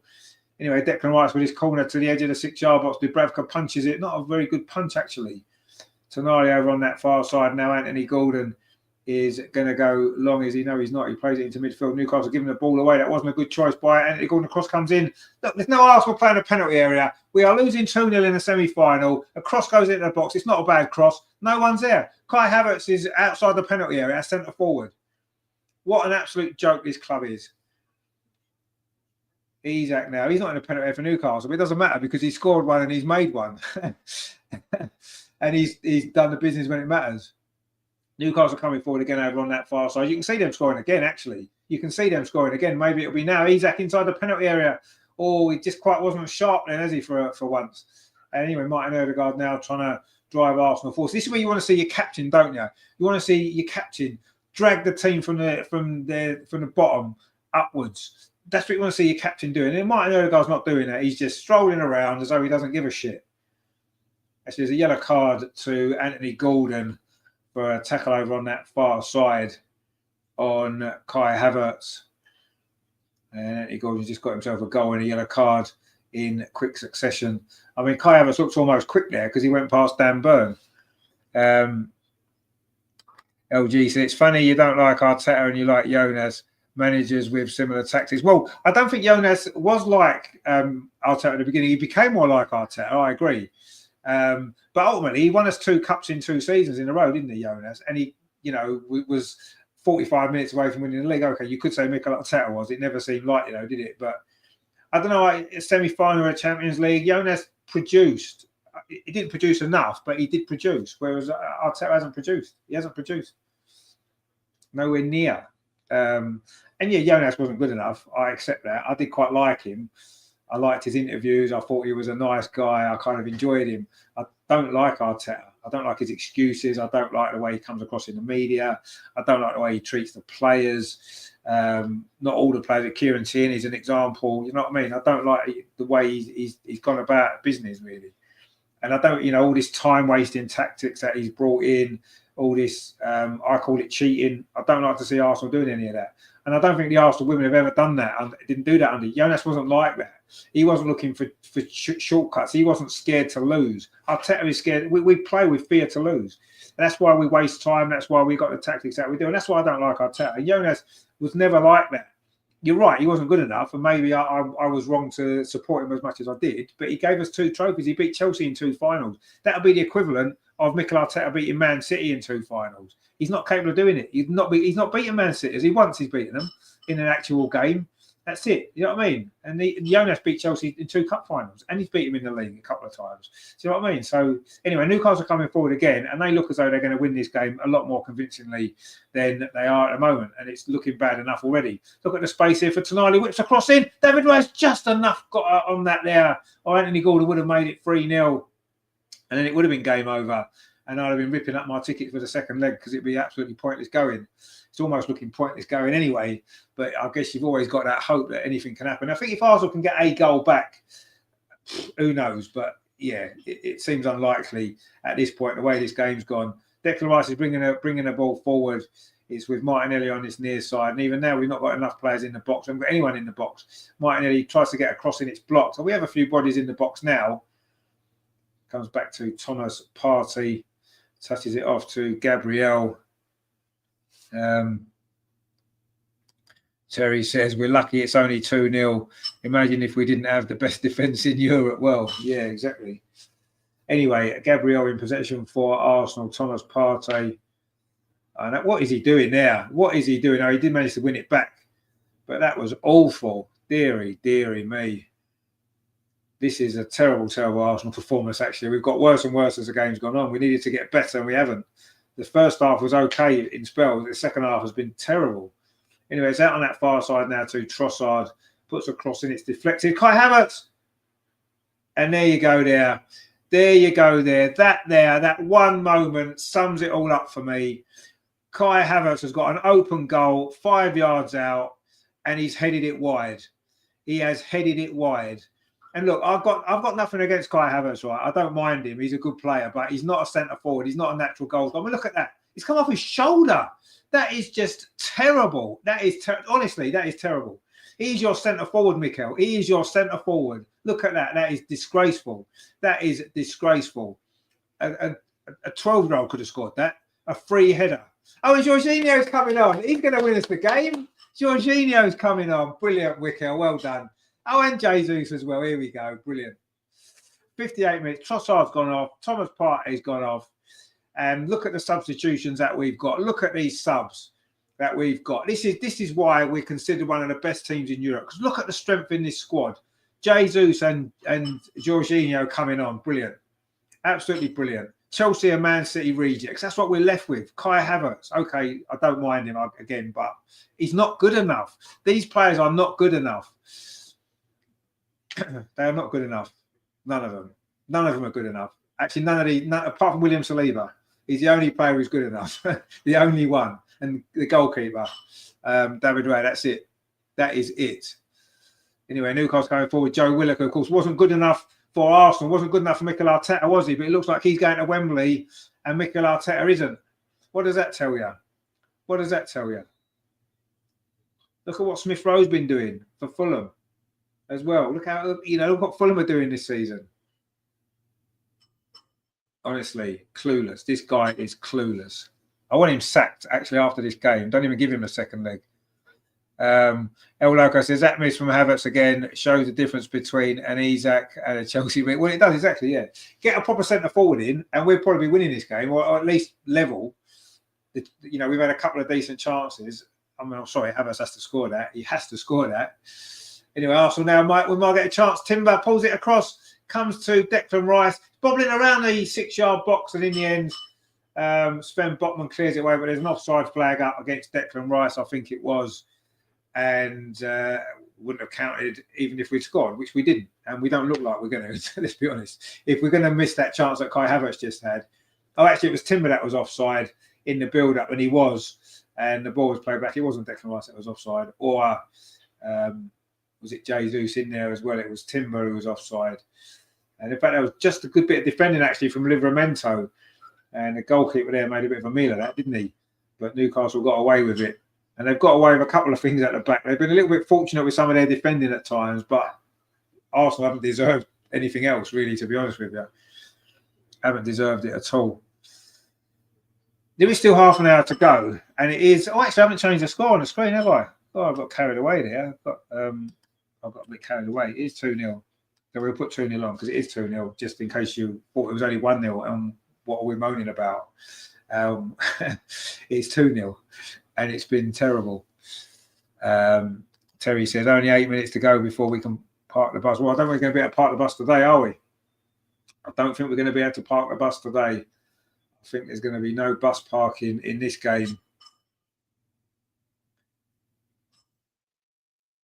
And you have to say, Man United, who come to the Emirates on Sunday in the FA Cup, they'll be rubbing their hands together watching this, won't they? Because they played really well against Liverpool in the Premier League on Sunday. They'll fancy their chance of coming to the Emirates and beating us.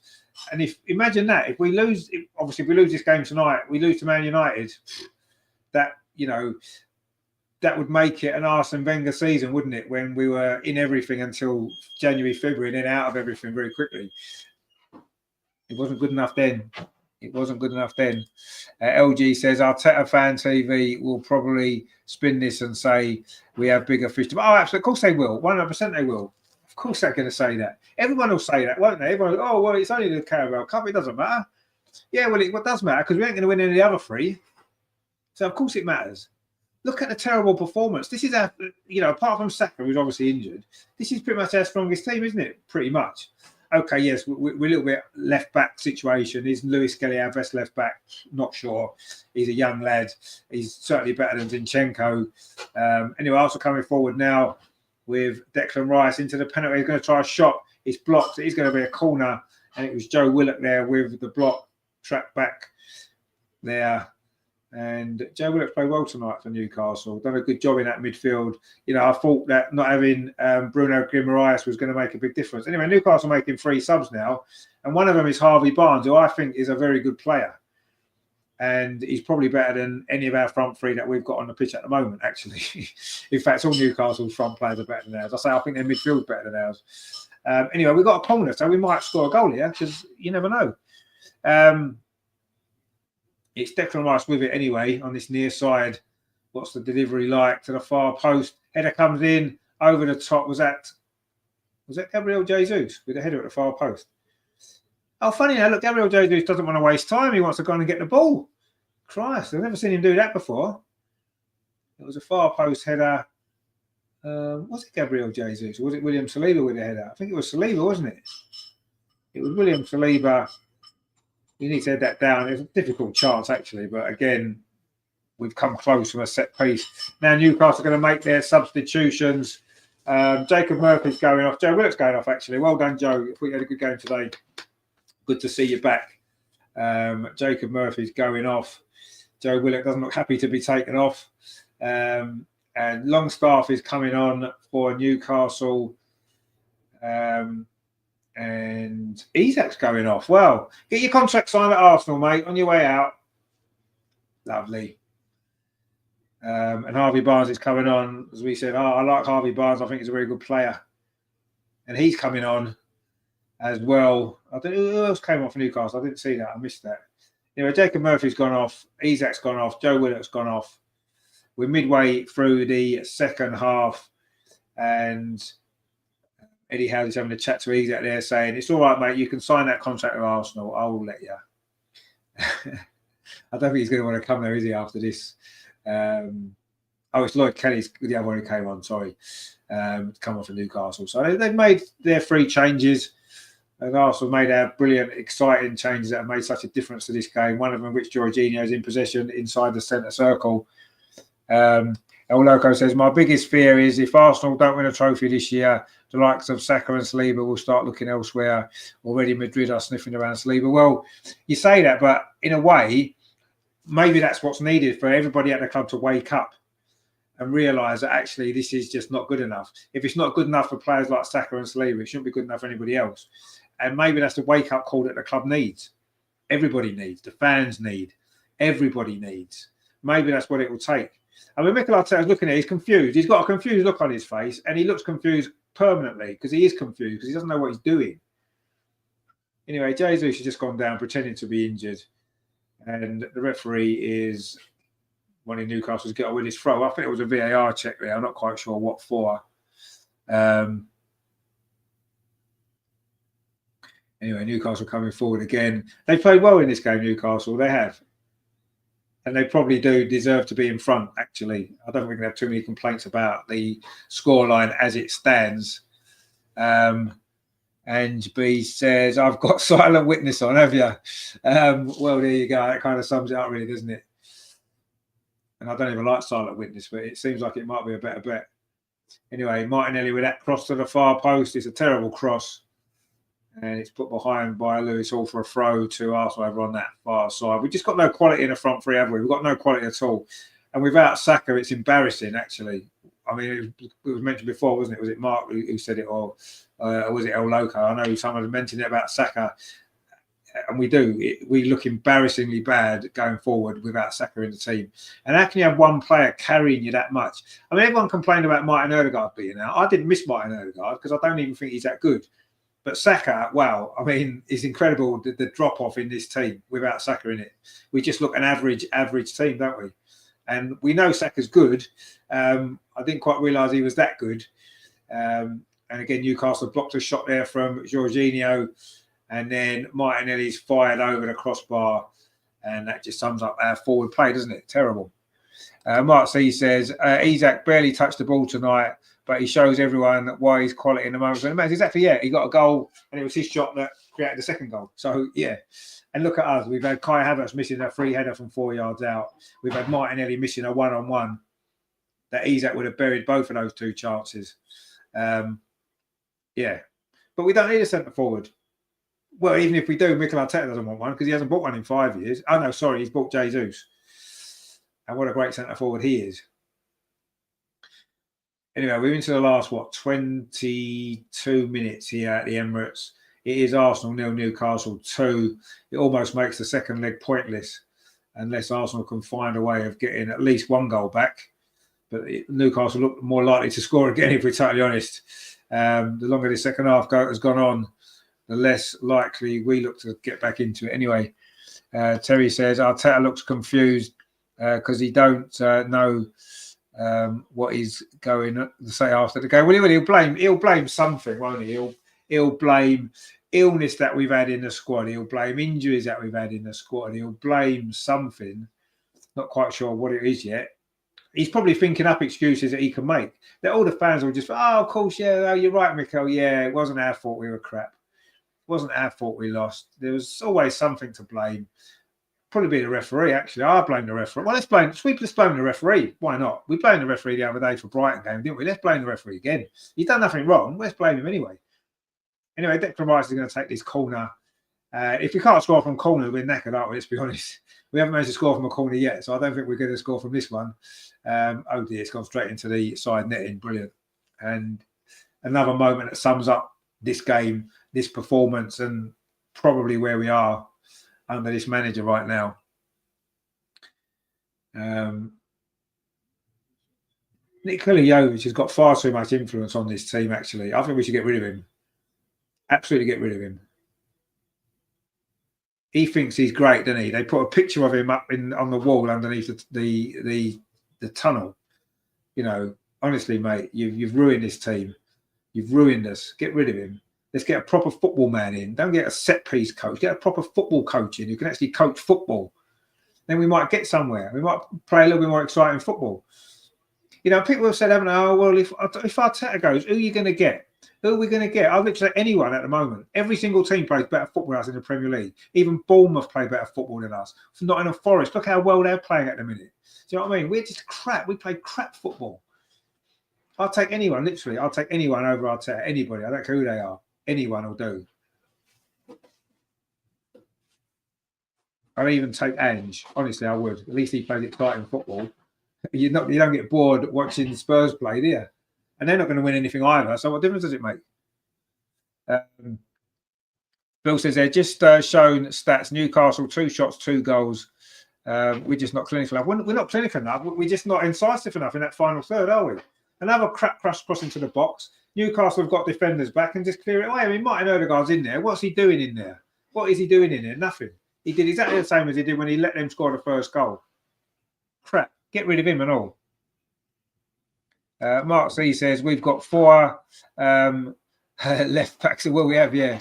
LG says if Arteta is in phase 5, then what phase is Renee in? Well, Renee's not in any phase because she hasn't got a job yet, has she? But she's going to win a lot more trophies than Arteta ever will. Oh, we've got another corner now. Look, here we go. This is it. Look, it's all we can do. Literally, all they do in training, I'm sure, is just take corners because they don't actually practice playing football. We're probably scoring. It'll just be so crap.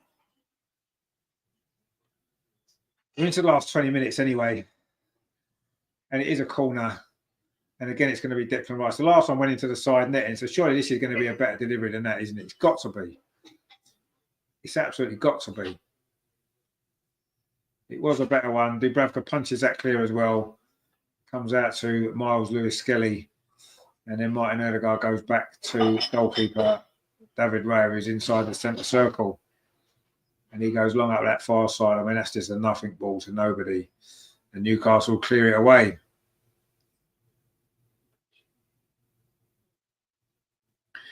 And suddenly Newcastle now have got a break on. They've got a free player over the other side. It's Harvey Barnes. On the edge of the penalty area. I've got players back now. Harvey Barnes just tripped over his own feet. And in fact, maybe it was a handball. And that was a big chance for Newcastle, actually, on the counter-attack. And you do feel that's likely to happen now, isn't it?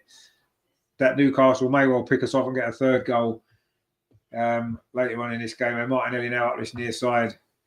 He's been terrible tonight as well, hasn't he? Declan Rice in midfield.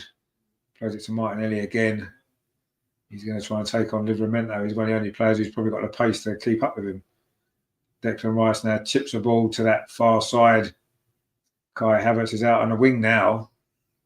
He's a right winger. He's not a centre forward. He's not a right winger either. Jorginho chips the ball back into the box. That's just terrible. And Dubravka gets it again. And this game and this semi-final is quickly slipping away, isn't it?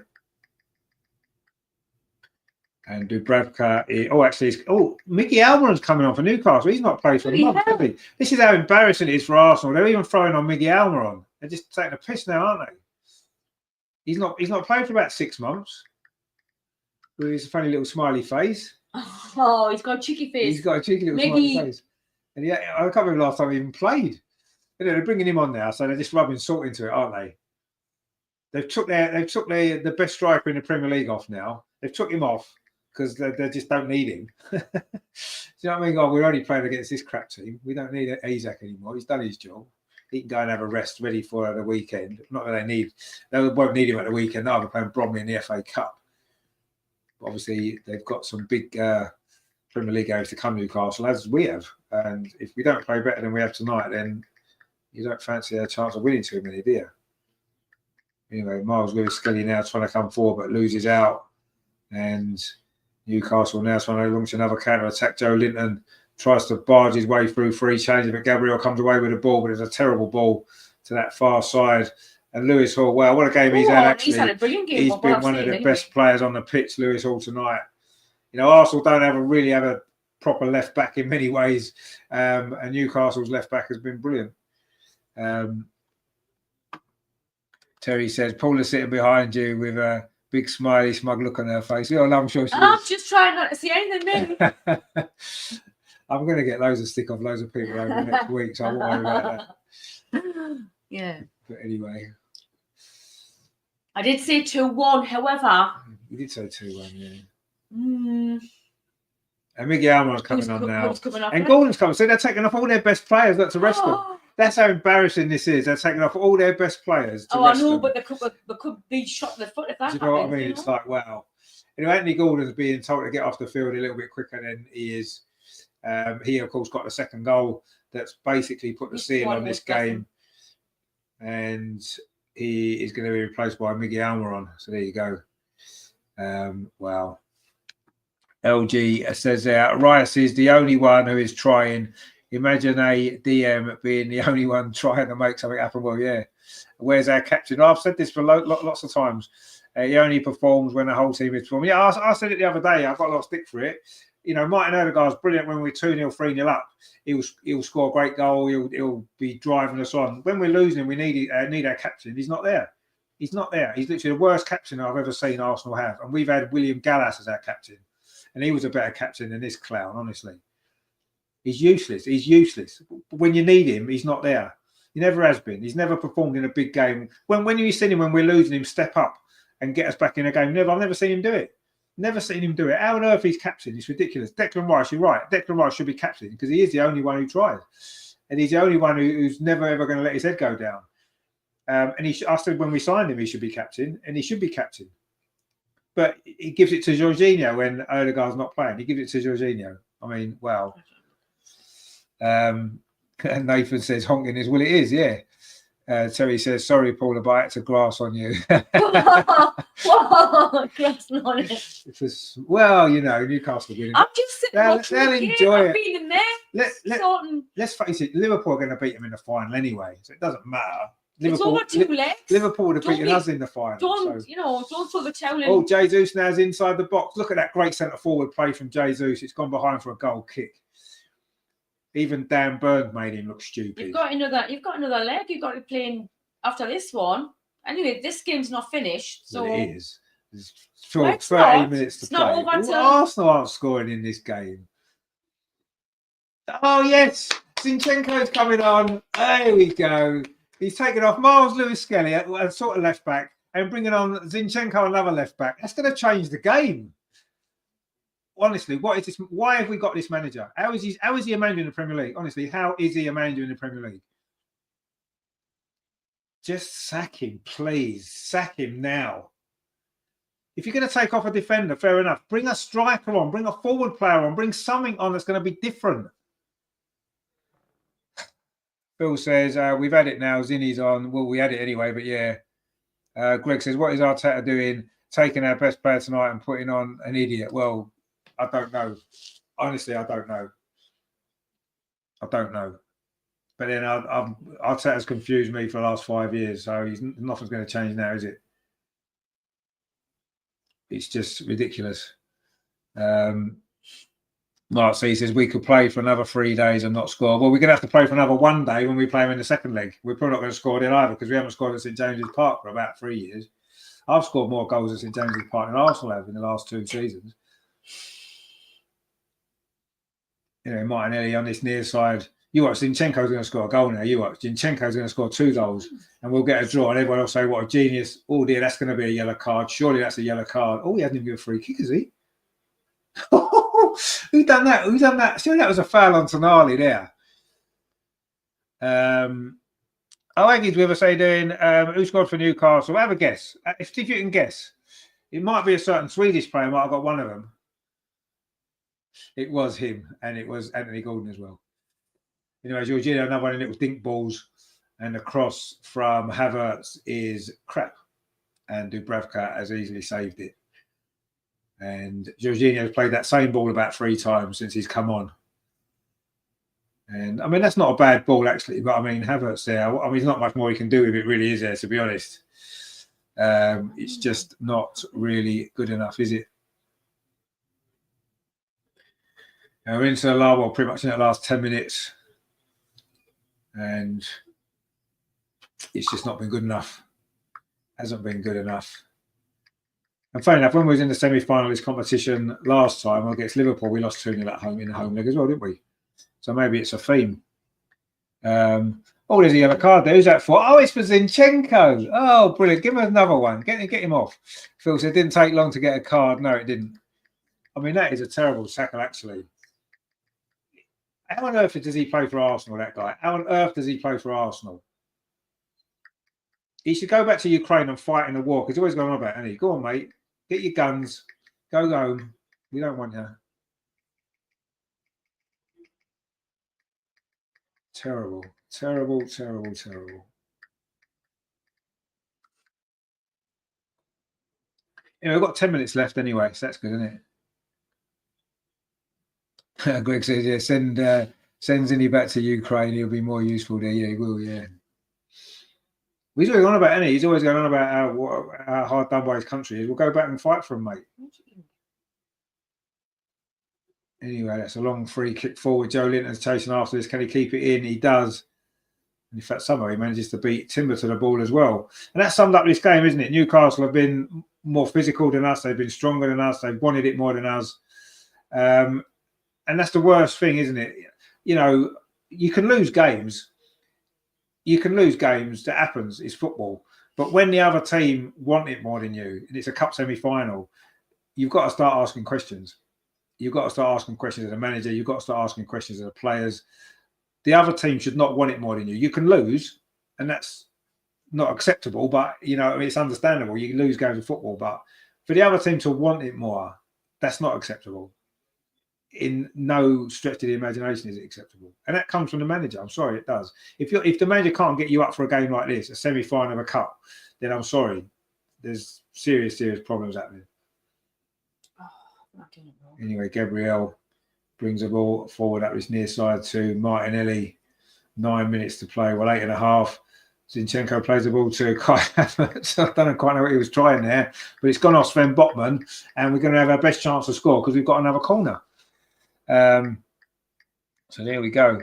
Anne says, Arsenal women haven't said anything other than training fighters. No, they're not going to yet, are they? We're definitely not going to be announcing that quite yet, are we? Greg says, no news. We've got a board with their fingers up there. Well, yeah, we have. Yeah, they need to sack one manager and announce the other one. That's the two things they need to do, and they need to do that tonight. But they're not going to. Neither of those two things are happening because the club don't want to be successful. The board don't want the club to be successful. Anyway, we've got a corner, so we might score. Declan Rice plays it into the near post. Again, it's scrambling around inside the 6-yard box. It's gone behind. Another corner. This is good, isn't it? It was Livramento there who scrambled that behind. And Zinchenko's gone for a short one. He gets a short one. What's the cross like? It's not too bad. He's headed away. And the shot comes in from the edge of the box from Gabriel. And as I said before, that's not his strength, is it? Shooting from distance. And it's ended up in the North Bank. And we've got... Mikel was looking at his watch. Look, mate, you want to waste time in the first half when we're playing Ipswich. Don't start looking at your watch now. Stupid arsehole. Anyway, in case he's interested, there is, 7 minutes to play, Mikel. There's 7 minutes of your Arsenal career left. There's empty seats all over the place. And, yeah, I think that says it all, really.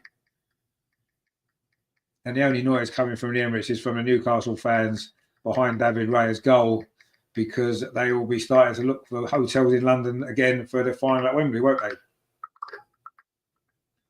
You know, William Saliba plays the ball out to the far side to Timber.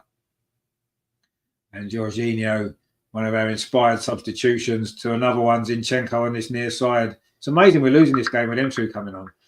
Gabriel Martinelli on this near side plays it back to Gabriel. And gives it back to Gabriel again. Them two just having their own game at a minute because they might as well, because nothing else is going on. Martinelli's cross Headed away by Sven Botman. Martin Odegaard just stands and watches a Newcastle player head it away. He's a disgrace. That's been a disgraceful Arsenal performance from the captain tonight. I'm sorry. If you're not fit, don't play. If you are fit, you've got to do better than that. Again, he's just stood there, watched the ball, didn't do anything. And it's Jesus fouled to Tonali. I mean, watch this from Martin Odegaard. The ball's up in the air. It's there to be won. Look at him. He just stands and moves out of the way. He moves out of the way of it. Honestly, he's done that too many times for me. Get rid of him. Get rid of him. Him and Arteta can go to wherever they want to go. Spain. That's where they need to go, the pair of them. Real Sociedad or somewhere. That's honestly, I would give him a -2 out of 10, Martin Odegaard tonight. It's the worst performance I've ever seen from any Arsenal player. And I saw Lee Chapman play for Arsenal. Awful. More and more empty seats. I'd have bored watching empty Emirates. That's what we need. An empty Emirates. Get rid of this manager. Get rid of half of this team as well. Man United, I'm worried about that game now. Well, I'm not worried actually, because if we lose, then it might be the end for this twat here. Even his hair don't look as good anymore, does it? It's all he had going for him anyway. Ever was his hair, and you know, even that don't look as good now. Oh dear, excuse me. We're into the last 5 minutes. Thankfully, this will be over very, very soon. Greg said Rene will be announced as Villa manager in the next 2 weeks. Please don't say that. Please don't say that. We can't lose her. If we do, it'd be our own fault, let's be honest. And I wouldn't blame her if she went, if she gets offered a job. And who also got a free kick? Even the referee's trying to help us. Yeah, I think he feels sorry for us, actually. He's thought, Christ, that was worse than I thought. I'm going to give them some free kicks. Terry says, send them both to Sweden. No, don't send them to Sweden. What's Sweden ever done? Don't send them there. You know, he might have to go and take a free kick. And I bet it's a crap free kick like all the other ones everything else he's done tonight.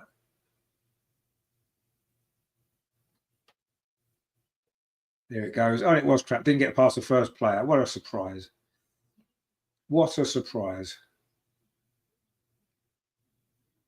4 minutes to play. Arsenal 0, Newcastle 2. It is only the first leg, but does it matter that it's only the first leg? Are we going to go out to St James's and win 3-0? What do you think? When was the last time Newcastle lost 3-0 at home? Anyway, Jorginho just had a shot from outside the box, which actually wasn't a bad effort, but it went over the top of the crossbar. Stuart says Arsenal need a player who is good as Henry was. No, we don't, because it's going to make no difference under this manager. We need a manager who was as good as Arsene Wenger was. That's what we need. And we need an owner or someone on the board who was as good as David Dean was. That's what we need. Signing one player. I don't even want us to sign Isak now, because it's a waste of time under this manager, a waste of time. Get rid of the manager, get rid of half the team, rebuild, and get Isak in about 2 years' time. We can actually give him a team that might be decent. I don't want us to buy him, because it'd be a waste of money. Under this manager, I don't want us to buy anybody. Just get rid of him. This second half has been literally one of the worst halves of football I think I've ever seen in my entire life. It's been terrible. For a semi-final, it's been terrible.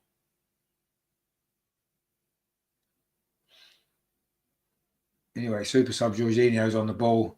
Inside the centre circle, finds Declan Rice, who's wasted playing on this sort of left-hand side, and he absolutely wasted there. Anyway, Jorginho's got the ball again. Plays it square. William Saliba. Chips the ball out this near side to Gabriel Martinelli. Is he going to get past Livramento for the first time tonight? And he gets a cross. It's not a bad cross, actually, but who's there? Dan Burn with the header. He's had them all night long, hasn't he, Dan Burn? Martinelli again on this near side. Plays it back to Declan Rice. Is he going to try a shot? I don't know if it was a shot or a cross. It's been deflected to Timber over on that far side. Plays it back to William Saliba on the edge of the penalty area. More and more empty seats around. As that ball comes into the box, really poor, headed out. Comes back to William Saliba. Last 90 seconds of normal time. And it's Martin Odegaard. Arsenal just trying to find maybe one goal, which at least might make the second leg a little bit less pointless than it currently is. Martin Odegaard whips in a cross. Again, it's not a great ball. Headed away easily by Dan Burn. Newcastle not interested in coming out now. They're sitting everyone behind the ball. I thought they might do this from the start, but actually they didn't, and it paid off for them. Declan Rice now finds Timber over on that far side. We're into the last minute of the 90. Are Arsenal at least going to find some sort of consolation from this game? Corner cross comes in, sorry, and it's going to go back into the arms of Dubravka. Mark C says, now we're putting long crosses in towards Jesus, but he's got Botman and Burn on him, so I ain't going to win anything. Exactly, yeah. But that's our clueless manager. That is our clueless manager for you. So we're into the last 30 seconds of normal time. Ag says, yeah, I hope better days are coming for the men's team. Well, they won't do well. We've still got this manager, I'm afraid.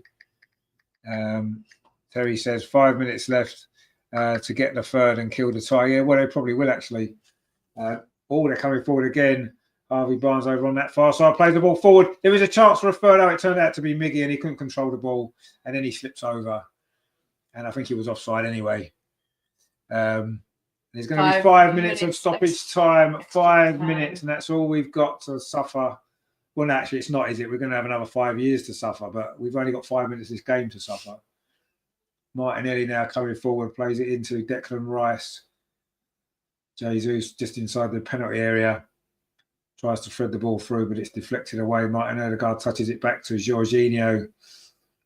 It's with Timber over on that far side. Ag said, is Alexander on still? No, they took him off because he's done his job, scored a goal, got an assist. They've took him off, resting him because they don't need him to beat us now. Martinelli's cross, another header from Newcastle, and then it's booted away by Lewis Hall, who's played well. And Harvey Barnes has had a bit of a nightmare since he's come on, actually. But anyway, we've played 1 minute of the 5. And Jorginho's cross comes in, flicked on by Gabriel, and it's going to be a throw to Arsenal. We want to get on with things now. We're not looking at wasting time. What a terrible throw that was, by the way. And that wasn't a foul throw, I'm not sure. Anyway, the ball played into the box to Jesus. Can't get the cross in because Sven Botman's there. Plays it back to Zinchenko. Now it goes to Jorginho. Will one Arsenal goal make a big difference in this game? It might do. It might make some sort of difference for that second leg.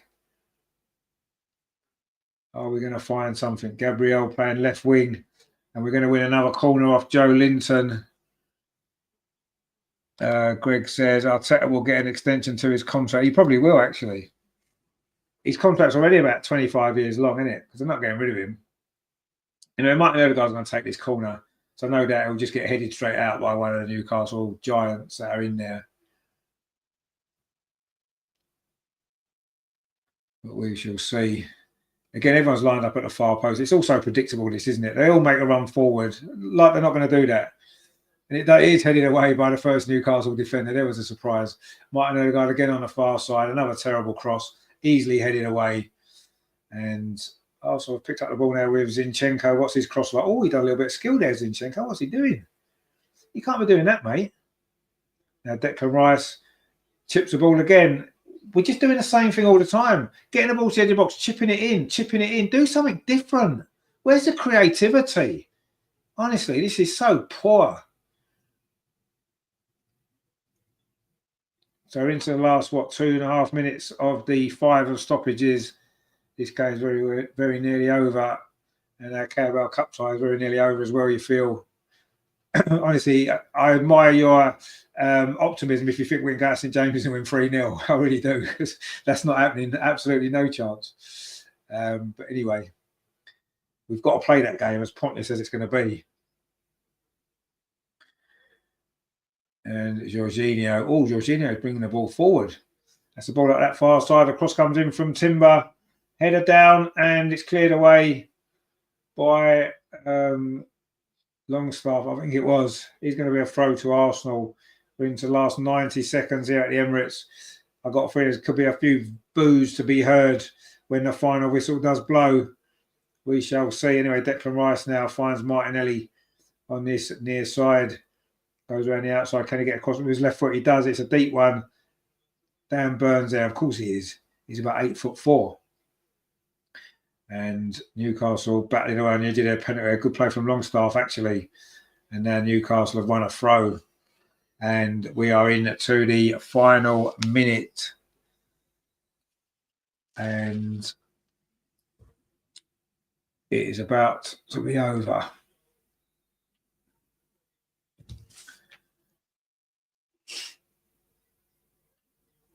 What did you say the other day?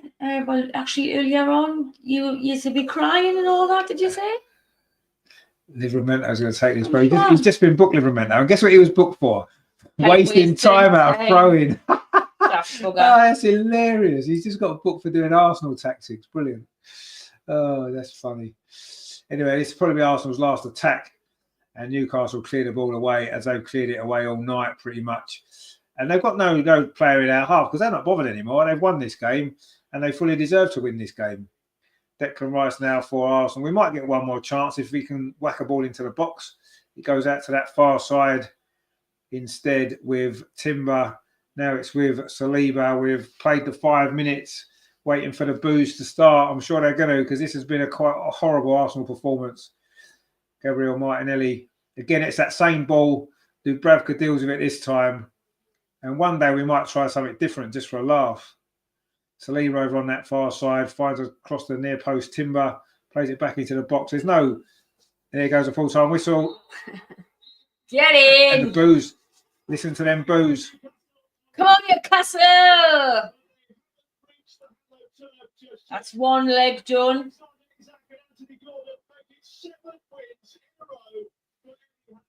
Wow, that's it. It's all over. And they're saying Newcastle haven't made it to Wembley yet. I'm sorry, they have. If anybody out there believes Arsenal will win 3-0 or by 3 goals in the second leg, I'm sorry. You are as deluded as this manager. That is not going to happen. Newcastle are through to the final of the Carabaos Cup. Of that, there is no doubt. And they deserved it tonight. I thought the first half was quite even. As we said, it was a good game. It was end-to-end stuff. Arsenal had a couple of chances. Martinelli hitting the post when he should have scored. But we conceded a goal. It was a terrible goal to concede. It was Isak scored it with, 7-8 minutes before half-time. And we just fell apart. The second half was absolutely dreadful. Probably the worst half of football I can remember. And there's been plenty of those in recent times.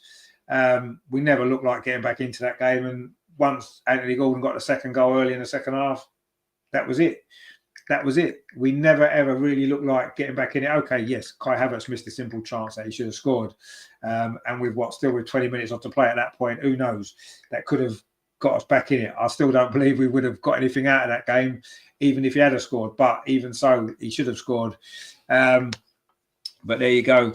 Mark C says, Newcastle defence barely broke into a sweat, given our one-dimensional attacking exactly. I had a few cagey bits, but... Ag says, good night to you. See you another day. The sun will come out tomorrow. Well, it won't. It's going to be freezing cold tomorrow. And it's going to be freezing cold for quite a while. But anyway, we'll see. Greg says, well, what can you say? Thank goodness Sunday is coming. Well, I'm assuming you mean the early game on Sunday, not the later one, when the women are playing. Because, you've got to be honest that Man United will be looking forward to that game now, won't they? They'll definitely be looking forward to the game on Sunday because we're there for the taking, quite honestly. One-dimensional, that was a good way to put it, actually. One-dimensional is exactly what we are. Without Saka, we're nothing. We are nothing without Saka, there's no doubt. And, we've got a few more weeks of it yet. And by the time Saka's back fit, the season's gone. The season's over. And this has been waiting to happen for the last 3 years, hasn't it? Because Saka plays every single game. Eventually, he was going to get an injury. And at least we know now, don't we? And everybody knows now that without Saka, we're nothing. We're just an average team. We're not even as good as Nottingham Forest. And that really says it all, doesn't it? Nathan says, going to bed. Thanks for the stream, Rich. Night, everyone. See you later, my friend. Mark sees off as well. Indeed. And says, see you Friday. Indeed, you will see us on Friday. That's one thing to look forward to, isn't it? On Friday, we are back with the Arsenal Women's Show at 7:30. We haven't had a show for a while because obviously there's been no games. It's been a winter break. At the first show of 2025. So we're going to be looking ahead, of course, to the restart of the season. The FA Cup tie against Bristol City on Sunday. the manager, will Rene have been given a job by then? Who knows? Probably not. Of course, the transfer window's open as well for the women as it is for the men. Any comings and goings, we'll have to talk about that as well. So lots of stuff to go on Friday. Join us for that called Sunday, the 2 games, one after the other. Although we might not bother with a second one after this. But anyway, the women's game is 12:30 kickoff, so we'll be at 12:15 for that one against Bristol City. And then I'll see how I'm feeling. If I can be bothered to do the Man United game afterwards, I will. Otherwise, I won't. If it's anything like that one, it won't be worth it, will it? So, yes, I mean, does anybody still think we can get through? Can we win by 3 goals or maybe 2 goals in the second leg, take it to extra time, sneak through on corner kicks or whatever it might be, however they decide these games? I don't know. Does anyone seriously think we can still do it? Because I certainly don't. And there was nothing from that game today. There was nothing from the game against Brighton. Nothing much from the game against Brentford, although we did win that game, to suggest that we can do anything this season. You know, Saka obviously is the loss, isn't he? He's the one. You know, and yeah, too many players just aren't good enough. Too many players don't have the mental character to cope with winning trophies, getting things over the line. And that's what happened tonight, maybe. You know, we looked a bit nervous from the start, didn't we, as well? I thought, you know, yeah, the first half was okay, but we looked nervous. And as soon as we went behind, that was it. Because Arteta's got no idea how to turn things around, how to change a game. He's never changed one game that he's been in charge of. Not one. He's never changed a game. He doesn't know how to. He doesn't know how to change a game. Because he's got one way of playing and one way only. And it's not good enough, is it? It is not good enough. And we're going to have some interviews now, so we might as well listen to them, mightn't we? Well done, you're on a great one. It's Anthony Gordon. You placed that performance that went tonight here at the Emirates. Yeah, it's up there. We knew exactly what type of game it's going to be. They're very dominant at home. They do really well with the ball. They defend well. There's always going to be like a smash and grab result if we were going to get one, and we done it perfectly. Is there a better centre forward number 9, I'd call him, than Alexander Isak right now in Europe? I don't think so. I think that everyone's in agreement with that at the minute. He's on absolute fire, and when he's in that form, we just want to get the ball to him as much as possible. Even for my goal, I'm just gambling back post, getting low. He can just work something out and on. And sum up the defensive effort, because with Botman there, bodies on the line, and tactically, what was key to it, to keeping Arsenal out? Defensively, it's all about attitude. Our attitude today was unbelievable to a man. But I want to mention Dan Burn as well. He's been our player of the season for me. Every game, he's been absolutely outstanding. And especially the lads who come on off the bench. It's not easy to come on in that type of environment. They're excellent as well. You said there were some home truths after the defeat at Brentford, which has triggered this run. Give us a sense of what's changed. Again, like I said, attitude. It's going above and beyond for your teammate. I think we weren't doing that at the start of the season. We were struggling. We were expecting results to come, and without putting the hard work in, now you can see everyone's coming off absolutely shattered because we can't easily give any more than we're giving. This Newcastle team have taken a lead in games this season, never lost a lead. So you've got a half-time lead, 2-0. What a position to be in. Yeah, there's no time to celebrate this one. They're one of the best teams in Europe. It's only 2-0. Only 2-0? Yeah, but this tie is far from over. We can't. Come on, mate. We aren't one of the best teams in Europe at all. Thank you. Why do people always say that in interviews? I don't get it. They obviously don't watch Arsenal because we were terrible tonight. We've been terrible for ages. And I bet even Ian Wright doesn't say how bad we were because everyone seems to be too scared to say anything bad about Arsenal, bad about Arteta. That was disgraceful, that performance. Terry says that you can't say Arteta can't change a game. We was drawing with Villa until Arteta changed things and we lost. Well, yeah, that's true. He changes it in the wrong way. That's a very good point. Greg says a display like that makes my missus sound interesting. Christ, it wasn't that bad, Greg. Jesus. Grat says, hi again. I missed those last 10 to run to the store before closing. But I bet it was absolutely stunning and fantastic performance. Well, it was, yeah. You missed the best 10 minutes, mate. You did, honestly. Greg says, is he on drugs with crap? Exactly. I don't know what he was doing there. Poor old Anthony Gordon. El Loco says, sad. I kept thinking of Aubameyang. That was a proper striker who Arteta said because of his ego was brushed. Exactly. No, you're right. I mean, obviously, Aubameyang's been coming out, hasn't he? Sort of giving his side of the stories this week. And, you know, Arteta can't deal with anything that is outside of what he wants. He's not flexible at all. And yeah, I mean, he's the problem. And the sooner everybody starts to realise he's the problem, the better. But, you know, there's only so much you can say. People don't want to listen. Terry says, sorry to hear that, Greg. I've had a great night. My old woman's out shopping with me daughter. Oh, you've had a peaceful evening, haven't you? Good stuff. Is out shopping? Yeah, good stuff. But yeah, I mean, it wasn't great, was it? Grot says, but 4-0 away is possible. Well, it only need to be 3-0 away, to be fair, but it's not possible, is it?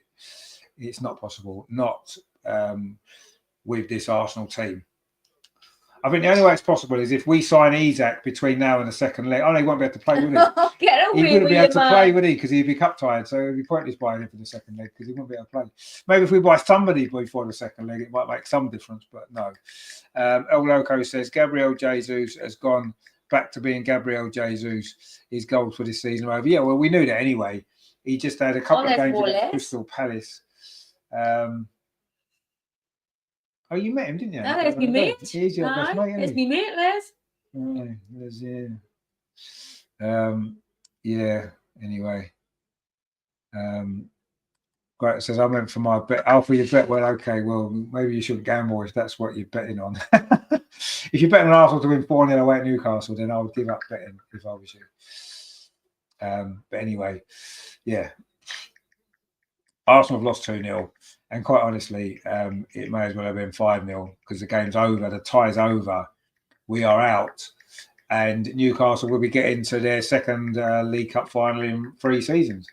And will they finally win a trophy, Newcastle? It's been a long, long time, hasn't it? They haven't won a domestic trophy since 1952, I think it is, when they beat Arsenal for enough in the FA Cup final. I think that's their last domestic trophy. They won a European trophy in 1968, I think, or 69, something like that.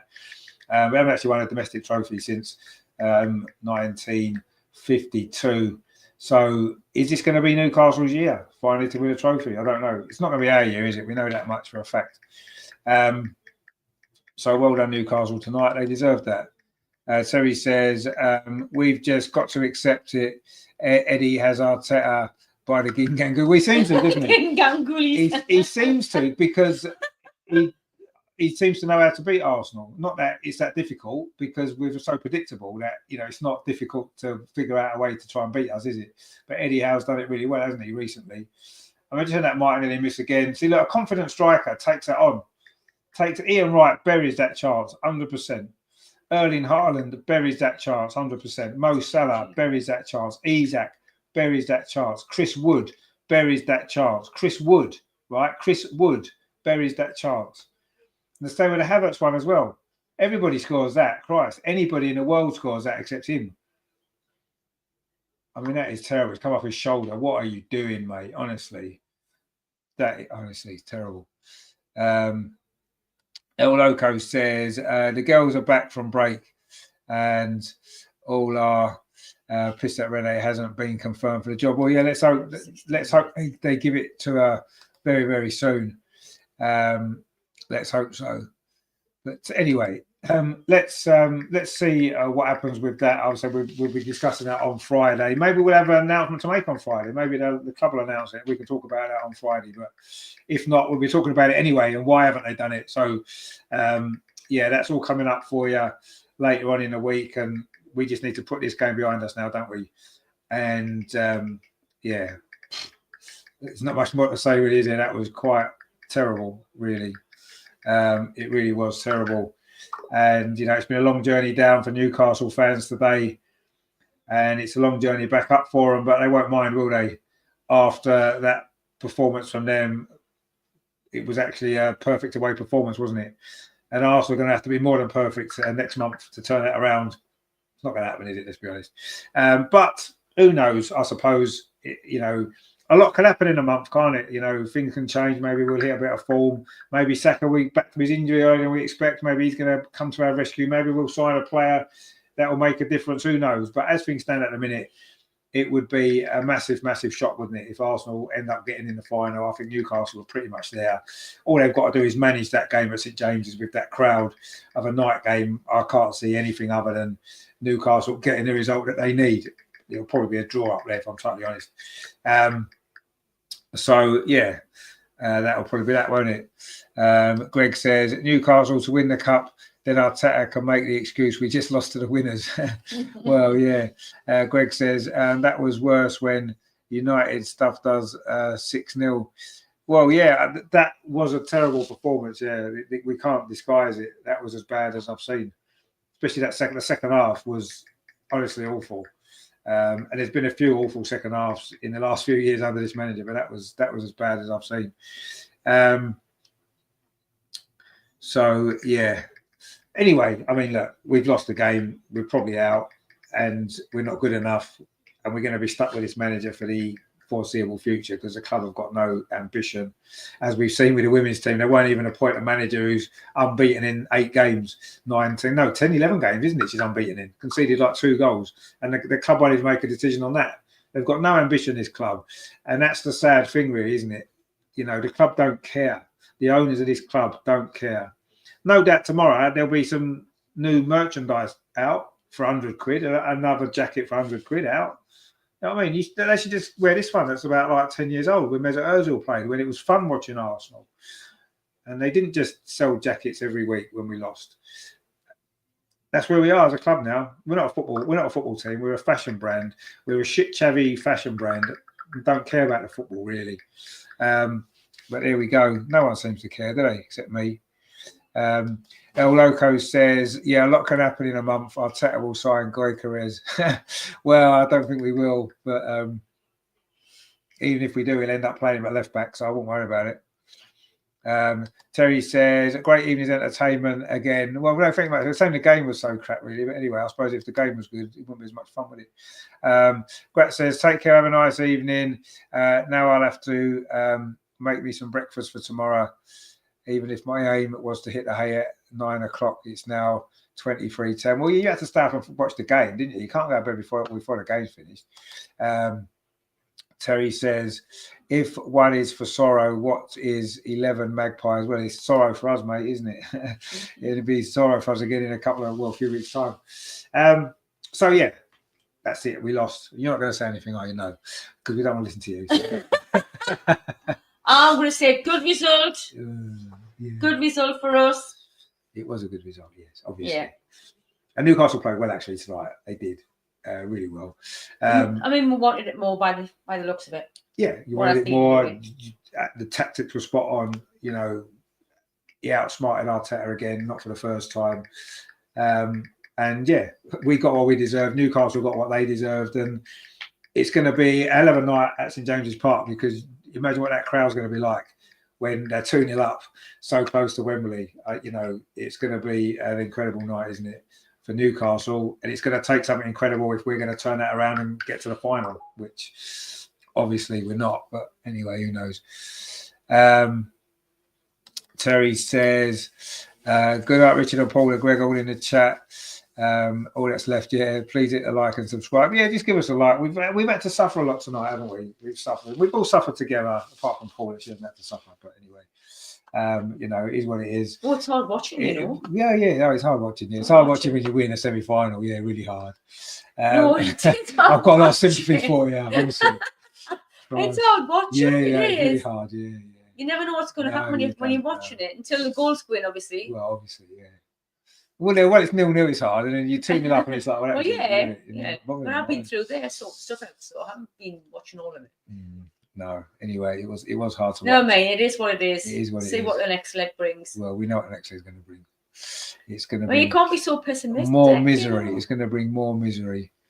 You never know. There you go. Greg says, get used to it. Gret, that's what being an Arsenal supporter is like. Well, that is, yeah. And Gret said some stuff in Swedish, which is probably not very nice. I know it probably is quite. I think that says good night, actually. But I don't know. I'll try to learn Swedish as we go along. So we'll see. Anyway, Tottenham are playing Liverpool tomorrow in the other semi-finals. That'll be good, won't it? Do we care now who wins? I don't. As long as it's not Spurs, really.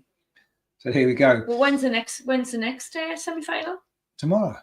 Ah. It's Liverpool against Spurs against Liverpool. So yeah. it's tomorrow. Oh, he's out. Oh, yes, let's listen to Isaac before we go, shall we? This result tonight.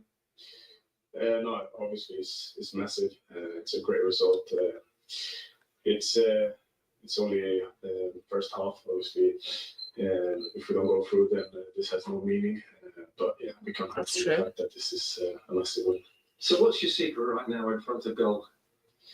No, I don't think it's too much of an individual thing. I think it's a team thing. I think we've been very consistent in all parts of the pitch, all the way from defending our goal to create chances as well.